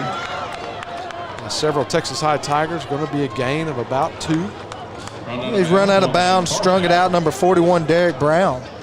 Once again, there's one of our defensive ends making a good play, stringing it out, and actually got him for a loss. Yeah, I did get him for a loss. It looked like he might have gained a yard from our angle, but we're not the officials. So going to be an inside, kind of a shovel pass there to Price, and he's going to take it up and bring it to 3rd and 5. Halter for Texas High, 3rd down. Brought down by 21, Halter again. Yep, there he is again. We're calling his name all night. Halter's a senior this year and has committed to play baseball at Texas Tech. He's a baseball kid. His family owns a baseball facility here in town. And now there is Clayton Smith for his 3rd sack of the night. He is having a phenomenal senior year. Yeah, and if you look on the screen here, well, we were going to a short replay there, but hey, I said it earlier and got a few laughs up here, but mama, there goes that man again. That's exactly right. As Zeke Elliott would say, let's eat. That's right. Keep feeding me. Keep feeding me. Yeah, if we've called his name once, we've called it 15 times. Number 10, Clayton Smith, is a force to be reckoned with. Elam Arnold and Zane Dotson back deep. And Zane Dotson is saying, get away from the ball, and that is a tremendous punt, but it is going to roll into the end zone. So Texas High will have it at the 20-yard line with 8:11 left in the 4th quarter. It is Texas High 24, Denison 0. Yeah, while we've got a little break in the action, one more time before we get out of here, we want to thank Tiger Vision and all of the students here at Texas High School for doing such a good job putting these games on and teaming up with Texarkana Game Day to provide the feed that you're watching right now by whichever source that you're watching it. But these guys and girls are up here in the booth and doing a very good job. We want to make sure they know how much we appreciate it. Absolutely. And following the game, we usually do a post-game, but we've had some sound issues tonight and some audio issues, so we're going to have to cut our post-game a little bit short. So we'll wrap it up here in the booth at the conclusion of the game. And then, 2nd down, 12. Yeah, and there was a short run by Anderson. Looks like he's going to lose 2. Just kind of had a few of those interior D linemen get through the offensive lineman and stop him for a 2-yard loss, but they're lined up, and here we go again. Looking ahead just a little bit in the season, as you can see, Anderson running again, fumbles the football, and looks like Denison is going to have it. And so it's going to be 1st and 10 at the 12-yard line for the Denison offense. So if Texas High is going to get that shutout for the defense, they're going to have to work hard here and see what happens. Yeah, I don't know if there's enough time for Denison to get back in this ball game, but you know what? I've seen crazier things happen. Yeah. Denison has got a big turnover right here, and it looks like they're on, about the 12 or 13-yard line? They're knocking on the door. Absolutely. So gives it off to Osborne, but that defense is having none of it. Once again, tackle for a loss. I would love to see stat-wise how many negative yardage plays that they've had on the night, because it has been, especially in this second half. I'd love to see stat-wise how many tackles number 21 has on the night. Passing to the flat to Price, and he's going to gain. He's going to be run out of bounds. It's going to have a gain of about 4 yards on the carry and brings up third down at the 10-yard line. It's going to be 3rd and 8. Yeah, that was good coverage there by number 4, Jalen Jones, to run him out of bounds on 2nd down for a short gain. And now they're looking up at 3rd down and long. That was a pretty good play there by the defense. Absolutely, absolutely. So, I look for him to see if we can get a stop here on 3rd down, and see what they do on 4th down. Clayton Smith was not even blocked on that play and came straight and barely almost had his 4th sack of the night. Hebner was running for his life there and threw it away, tried to get it out to Osborne in the flat on the short side of the field, but just could not make that connection there. Yeah, it looked like they were trying to go to the left for a play, and then they broke down defensive lineman, and even again, here he is, number 21, Jackson Halter in the backfield, making the quarterback do something he really didn't want to do. Number 21 Strange for the kick, and for about the 18-yard field goal, and, 28-yard field goal. And so with 6:49 left in the game, it is going to be Texas High 24, Denison 3. And looking ahead to next week, we've got Forney coming to town here at Texas High, and I believe it's homecoming next week. And so we're looking forward to all the festivities and everything that's around homecoming. And then at the following week, Mount Pleasant. I believe we're at Mount Pleasant, and that'll be our first district game of the year. So it's kind of a shortened season because 5 and 6A started later in the year, just because a lot of people were trying to figure out why, but here was the deal. Houston, all the large districts said we're going virtual learning and no activities until the end of September, early October. So it forced the UIL to have to move it. So it was kind of one of those strong arm situations. And so that's why we started later in the year. And it's just been a strange season. As we were talking to Coach Stanford in pregame, he was talking about just the difference. This is the first week they've had everybody here because of COVID. Had some kids in quarantine and different things. And so I know as a coach, just those unnecessary things that you're not used to, it can rattle a little bit. That's right. And Texas High is going to take away a lot of good things from this game.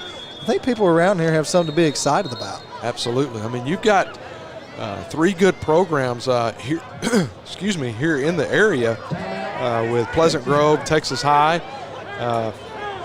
as well as Liberty Iowa has played well, and then Arkansas High on the Arkansas side. I mean, they've got a chance to do well. So Texas High called a timeout because they were showing onside kicks. So they're getting their hands team set up. They showed them they weren't prepared, so they decided that they've got a 21-point lead. They'll waste a timeout here and get the people on the field that they want and try to get the ball back here and see if they can run the rest of this clock out. A couple of scores from around the area. DeKalb beats Prairie Land in a district game, 28-21. Pleasant Grove falls to Carthage, 35-7. Mount Pleasant, who is in our district, wins 24-7 over Sherman. And those Atlanta Rabbits pull one out, 28-14 over Sabine.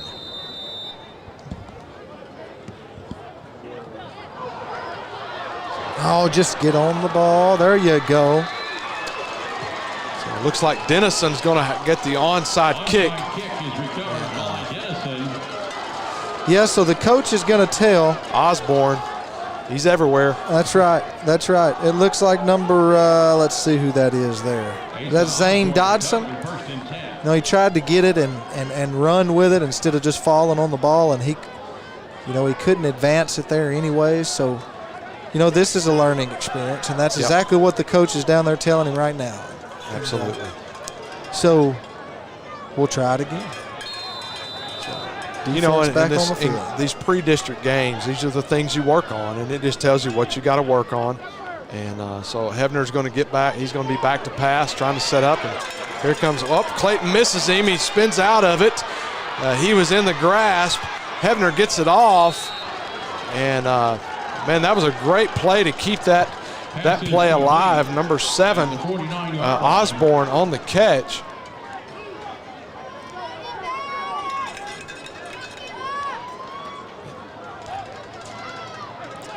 It's a good thing he got pressure. I mean, he went from about a 15-yard loss to a 6-yard gain. So you got 2nd and 4 instead of 2nd and 25. So. Yeah, Clayton Smith had him running.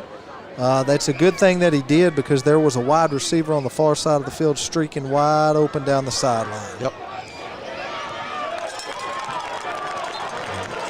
And coaches are going to try to get. There is a flag. Flag on the play. So while we wait on that flag, I want to give you one more area score. Van 35, Liberty Ilo 14, and that game is in the 4th quarter with about 6 minutes left in the 4th quarter. Queen City is up on New Diana 20-3. Queen City is having a phenomenal year. That'll bring their record to 4-1. Lost last week, but they're bouncing back.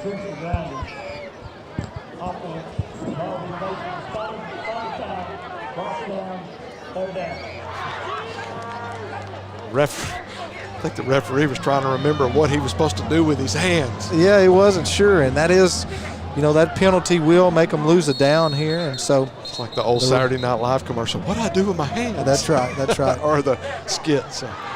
Looks like our official wasn't quite ready to start play there, and the umpire was. He's ready to go home. Yeah, man. He heard Waffle House had a special tonight. That's right. So. He's ready to go home with 6:19 left in the 4th quarter. And he throws a pick to number 4, Jones, on the pick, and he's got a nice return. They've set up the wall, and that's going to be the 2nd turnover or the 2nd pick of the night. So you'd be looking for that turnover belt tonight. And he's going to be out of bounds at about the 46-yard line, where Texas High will take over. Hebner was looking for the deep guy. Looked like he was going for Vaughn. Yeah, and he threw it. There was a free safety in the middle of the field. Jalen Jones, he sat back there, read it perfectly, picked the ball off and brought it down the sideline. And look, I'm always optimistic in high school football, but there's 6 minutes and 5 seconds left to go. That may have been the last thing that could have broke the camel's back, the last straw there. So we'll see if they can punch it in. McHenry is in and hands off to Anderson. He comes to the left side with a nice run of a gain of about 16 yards, out of bounds at the. Looks like they're going to spot it at the 26-yard line. It's going to be 1st and 10 for your Texas High Tigers. Yeah, and for Denison, number 6, Wagner, he came over and made the tackle, but not after taking about a 4-yard ride on the back of number 20 for Anderson. Texas High. Yeah, Anderson. Anderson, when he gets rolling, it gets a little bit special, and so these guys have played the entire second half, and so we're hoping that nothing's wrong with Sellers and Stewart. Man, they did a great job in the first half, but I tell you what, this McHenry-Anderson duo in the backfield has been pretty special. Yes, it has, and once again, I'm never ashamed to give a shout out to an offensive lineman, but like I said, once again, number 75, Colin Shelley. He just adds to the list of pancake blocks tonight. Puts the guy down, opens the hole up, and here we are with 4.5 yards of a gain. Yeah. Colin's dad serves as one of the police chiefs in one of our little towns around here. I think it's he's in White Village, and so we appreciate what our heroes do for us. Man, Anderson had a hole. They blew a hole I think you or I could have run through, even at our age, and so just got tripped up barely. And he's got 3rd down and 1. Yeah, number 73, DeMarcus Day. He pulled and sealed on that play, and, man, it opened up, didn't it? Yes, it did. Telling you what, Day in the weight room is pretty special. That boy can lift and throw some iron. So. Well, Day for a big guy can move. Yes, he can. He pulled there and got up in that hole and sealed a block. And, you know, if that piece of turf wouldn't have tripped him up, I think the fight song's playing again. That's right. That's right. I'm going to say McHenry might have had a misread there. So looks like we've got a helmet fell off. So number 74, Finley Warren's going to have to come out of the game. That's a rule they started, I think, about 2 years ago. If your helmet comes off, you're required to come out of the game.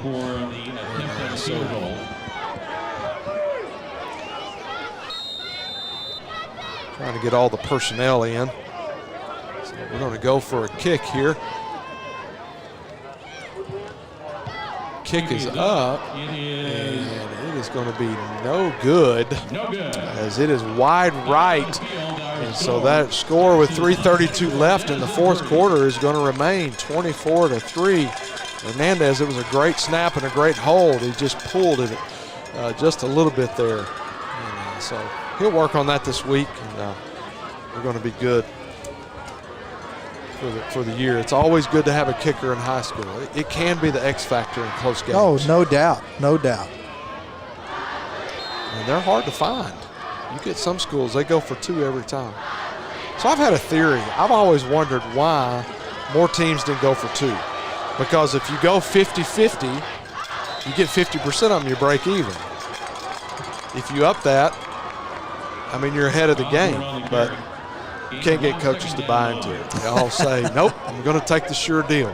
Well, have you seen your kicking is what game? it is. You know, it is one of those things where a lot of times it is a sure deal, so you take what you can get. That's right. That's right. So, Price they're going to stretch that play out. Texas High defense has done that all night long and he's tried to hit that corner, but I'm not sure that Denison has seen the speed of Texas High defense, as you can see on the replay. And that was a good tackle there from looks like linebacker number 36, Montrell Sanders. He's a sophomore. He's in the game and playing well. Absolutely, man. It's always good to get these young guys some time, man. An injury, playing well, that's what Coach Stanford said. He tries to get as many of the guys early in the year some time to play as well. Pruitt on the reception there for the Yellow Jackets. Abner just threw just kind of a roll out there, kind of a sprint out. And finally knocked out of bounds by number 23, LaKalen Young, the junior DB. Receiver lined up on each side. Gives it to Osborne. Osborne goes up the middle. And brought down by number 33, Hines. Looks like the Tigers are subbing a lot of guys in and giving their younger guys some time to play. And so got some second-string guys in, so it's good for their team. And, man, they're flying to the ball. Number 23 on that tackle. Yeah, that's LaKalen Young again, flying around, looking good. The junior 5'9" DB, he's back there looking well right now, flying around, got a lot of speed. Absolutely. 1st and 10 for the Yellow Jackets at the 45-yard line in the waning minutes of the 4th quarter, with 2 minutes and 24 seconds left in the ball game. Osborne made it around the corner but stepped out of bounds just right at the 48-yard line. So it's going to be 3rd and 7. Yeah, they hand out and try to stretch it to the sideline. Number 44, let's see who that is. Tyreek Robinson runs and strings the play out to the sideline and ends up running the Denison running back out of bounds for a short gain. Sure, the Tigers were going, stay in bounds, keep the clock running. Yeah, but then no doubt. The kids that don't get to play a lot, they're like, get out of bounds. We want to play another play. So Hefner gets it out here to Osborne in the flat, and because there was nothing deep, and Osborne makes a great gain, cuts it back inside, and is down at the, looks like about the 34-yard line, going to bring up 1st and 10 for the Yellow Jackets. Yeah, they fake the handoff here. He rolls out, ends up taking his last option to give it to the running back that he actually faked it to, and he just makes a couple guys miss and gets up across the 50-yard line down to about the, let's say the 34, yep. And ends up being tripped up by Cameron Thomas. I've got to give it to these look at there. And there he is again, number 91, Cameron Thomas. We say his name once, we say it again. Looks like we've got an injured player on the field. Maybe Hefner. Yeah, it looked like a player fell on him after the play. And, a lot of times that's a tough play, someone's weight coming down on you, because that turf down there, yes, it's not very forgiving. Not at all, man. We see a lot of injuries on the turf. I hope that's not a knee injury or an ankle. So, because, being a non-district game, you want to wish them well down the road. And because there is a chance we could see them in the playoffs down the road, because it's going to be, they're the same 5A Division II. Texas High moved down from Division I last year to Division II, and going back somewhat to the old district that they had before the last 2 years. So it looks like number 5 Johnson's going to come in and replace Hefner, and so we'll see if we even see Hefner the rest of the night. Only a minute 43 left in the ball game, and so you don't want to get him hurt any more than he maybe already is. But I want to give I've been very impressed with the defensive backs of Texas High. Because of their coverage and how they've played, they've been able to give the defensive line a lot more time in order to, because there's been a lot of dump passes in the flat because of coverage. I think some of the sacks are even coverage sacks. That's right. So Johnson with a swing pass to Wagner out to the left-hand side towards the Denison sidelines. Yeah, and he's tackled by number 35, Deshaun White. Yes. It looks like Havner's okay. He's back in the game. That's good news. Havner is a junior there at Denison, and wish them nothing but the best. Hope that they can do well in district and make it to the playoffs. So pass is complete to number 8, Pruitt. And he's going to have enough for the first down, and he's going to be down at about the 21-yard line. Yeah, and on the tackle again, number 23, LaKalen Young.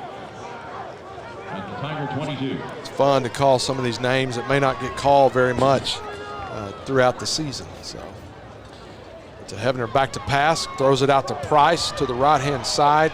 Price cuts it back inside and is down probably for about a 4-yard gain on that. Looks like we're going to have a timeout. Denison's going to take a timeout. Yeah, while we take this timeout, we got 42 seconds left in the game. We just want to, one more time, show our appreciation to our scoreboard sponsor tonight, Commercial National Bank. At Farmers Bank and Trust, we're Absolutely. And remind all of our sponsors. Absolutely. We appreciate all of our sponsors. And we want to remind you once again that post-game, we've had some audio issues from the sidelines. It's just, and so we're going to have to postpone that, no pun intended, until possibly next week. And but we're going to be right back here at Tiger Stadium next Friday night, 7:30 kickoff against Forney. Going to be homecoming night. It's going to be a big night. I think all the game day crew is going to be here next week, so it's going to be a fun night here at Tiger Stadium at Grimm Park. Man, it's been a fun night. Brian, you've done a good job, man. Yeah, well, hey, I'm just trying to follow your lead. You know, we got our team captain over here. And, my man Frank's doing a good job, man. Appreciate you running the board, dude. He's keeping us in line. So, Havner's back in the game, and man, he's being chased all over the field. It gets it away to number number 7, Osborne. Osborne is able to break away. The pass is complete to him. And we've got about 33 seconds left, and it looks like Habner is down once again. Yeah, he's down again. I think they're going to take him out this time for good, but what a play. Yeah. He was scrambling, and even though it didn't score, I thought it was. I mean, it was kind of a little shovel or just a flicker pass there, and he stepped out of bounds, or he had a chance to score there. Yes, he did. Yes, he did. So they're going to bring Johnson back in at quarterback, and he's going to have 1 receiver to his left and 3 we call it trips, but 3 to his right. And Johnson back to pass. He barely has time to even get it off. He tries to get it off out to Osborne, but it's incomplete, and it's going to bring up 4th down, and I look for them to go for it this late in the game, being 23 seconds. And I'll tell you what, a loss stings a little bit, but when you got to drive 3 hours home, it makes it a little bit harder because Denison is a long ways out there. We had to go to Sherman last year for district, or year before last, and it's a long ways out there. You go to Paris and keep going. Man, I tell you, as a coach, there's not much worse than driving home after a ball game, especially 3 hours. The only thing that is worse is driving home from a ball game that's 3 hours that you lost. Yeah, yes. And I'm going to tell you, Denison's got a good ball team. Texas High has just played really well. Denison's, their defense, Hill Texas High to 24 points. It could have very easily, early in the game, they were very well. Texas High had some self-inflicted things, but held them to 24 points because I think Texas High can put 35 to 50 points on the board a night if they want to. Johnson's pass is incomplete to Price in the end zone, and so that's going to bring up 1st and 10 for the Tigers. And Brian, you know what the best formation is in football, and that's going to be the victory formation for the Texas High Tigers. And it's simply take a knee, run it out, and we're going to call it a ball game here at Tiger Stadium. And Texas High has done a phenomenal job. Tiger fans, we thank you for attending tonight's game. Reminding you that Texas High Tigers are at home again next Friday night. It is homecoming here at Tiger Stadium in Grant Park. Please drive safely as you leave the stadium this evening. Trying to get the victory formation all set. And McHenry's going to take it and take a knee, and that's going to do it here at Tiger Stadium as the clock winds down. And both teams are going to, sometimes they shake hands, sometimes they don't during this COVID season, but I'm going to tell you, Texas High, they all played a phenomenal game tonight, and it's a great night to be a Texas High Tiger. That's right. My first game over here at Texas High, and I was impressed. The atmosphere is good. A lot of fans came out, even though we're under all of the rules that are set in place by the UIL, and it was a fantastic atmosphere. And I expect it to only get better. Texas High has got, I think they can win a lot of games this year. I think Texas High's got a chance to do a lot this year. I'm very impressed. They don't get rattled. I would say there's the attitudes are great. You didn't see kids get, when they made something bad, they got frustrated themselves, but it's very short-lived, short memory. That's the hard part to teach a high school kid is short memory. And so a lot of maturity on this team. And so Coach Stanford has got these guys playing well and doing well even during this COVID season with everything they've got to face. Yeah, there's with them being high school kids or even college athletes, you're going to run into problems and adversity, and how you battle back after adversity really shows your football team. And you can see these guys down here celebrating right now, and they're excited. They had very few times of adversity in this game just because they played so well. Yep. And but when they did meet the adversity during the games, they battled back very well. You didn't see the coaching staff get rattled. You didn't see the players get rattled. And if you can take that and build on it, there's no telling how many games they can win this year. So, like I said, I was excited to be here tonight. My first game here, I was impressed. Absolutely. Well, guys, that's going to do it for us tonight here at Tiger Stadium at Grimm Park. Your Texas High Tigers on top 24-3 over the Denison Yellow Jackets. Once again, a reminder, next week we'll be right back here at Texas High with Forney coming to town. And I believe it's going to be homecoming night next week. And you don't want to miss homecoming. Get your tickets early. Let's pack this place out. And let's have a good time. This is a fun team to watch and a great atmosphere to be in. For myself, Brian Bolt, we'll see you next week.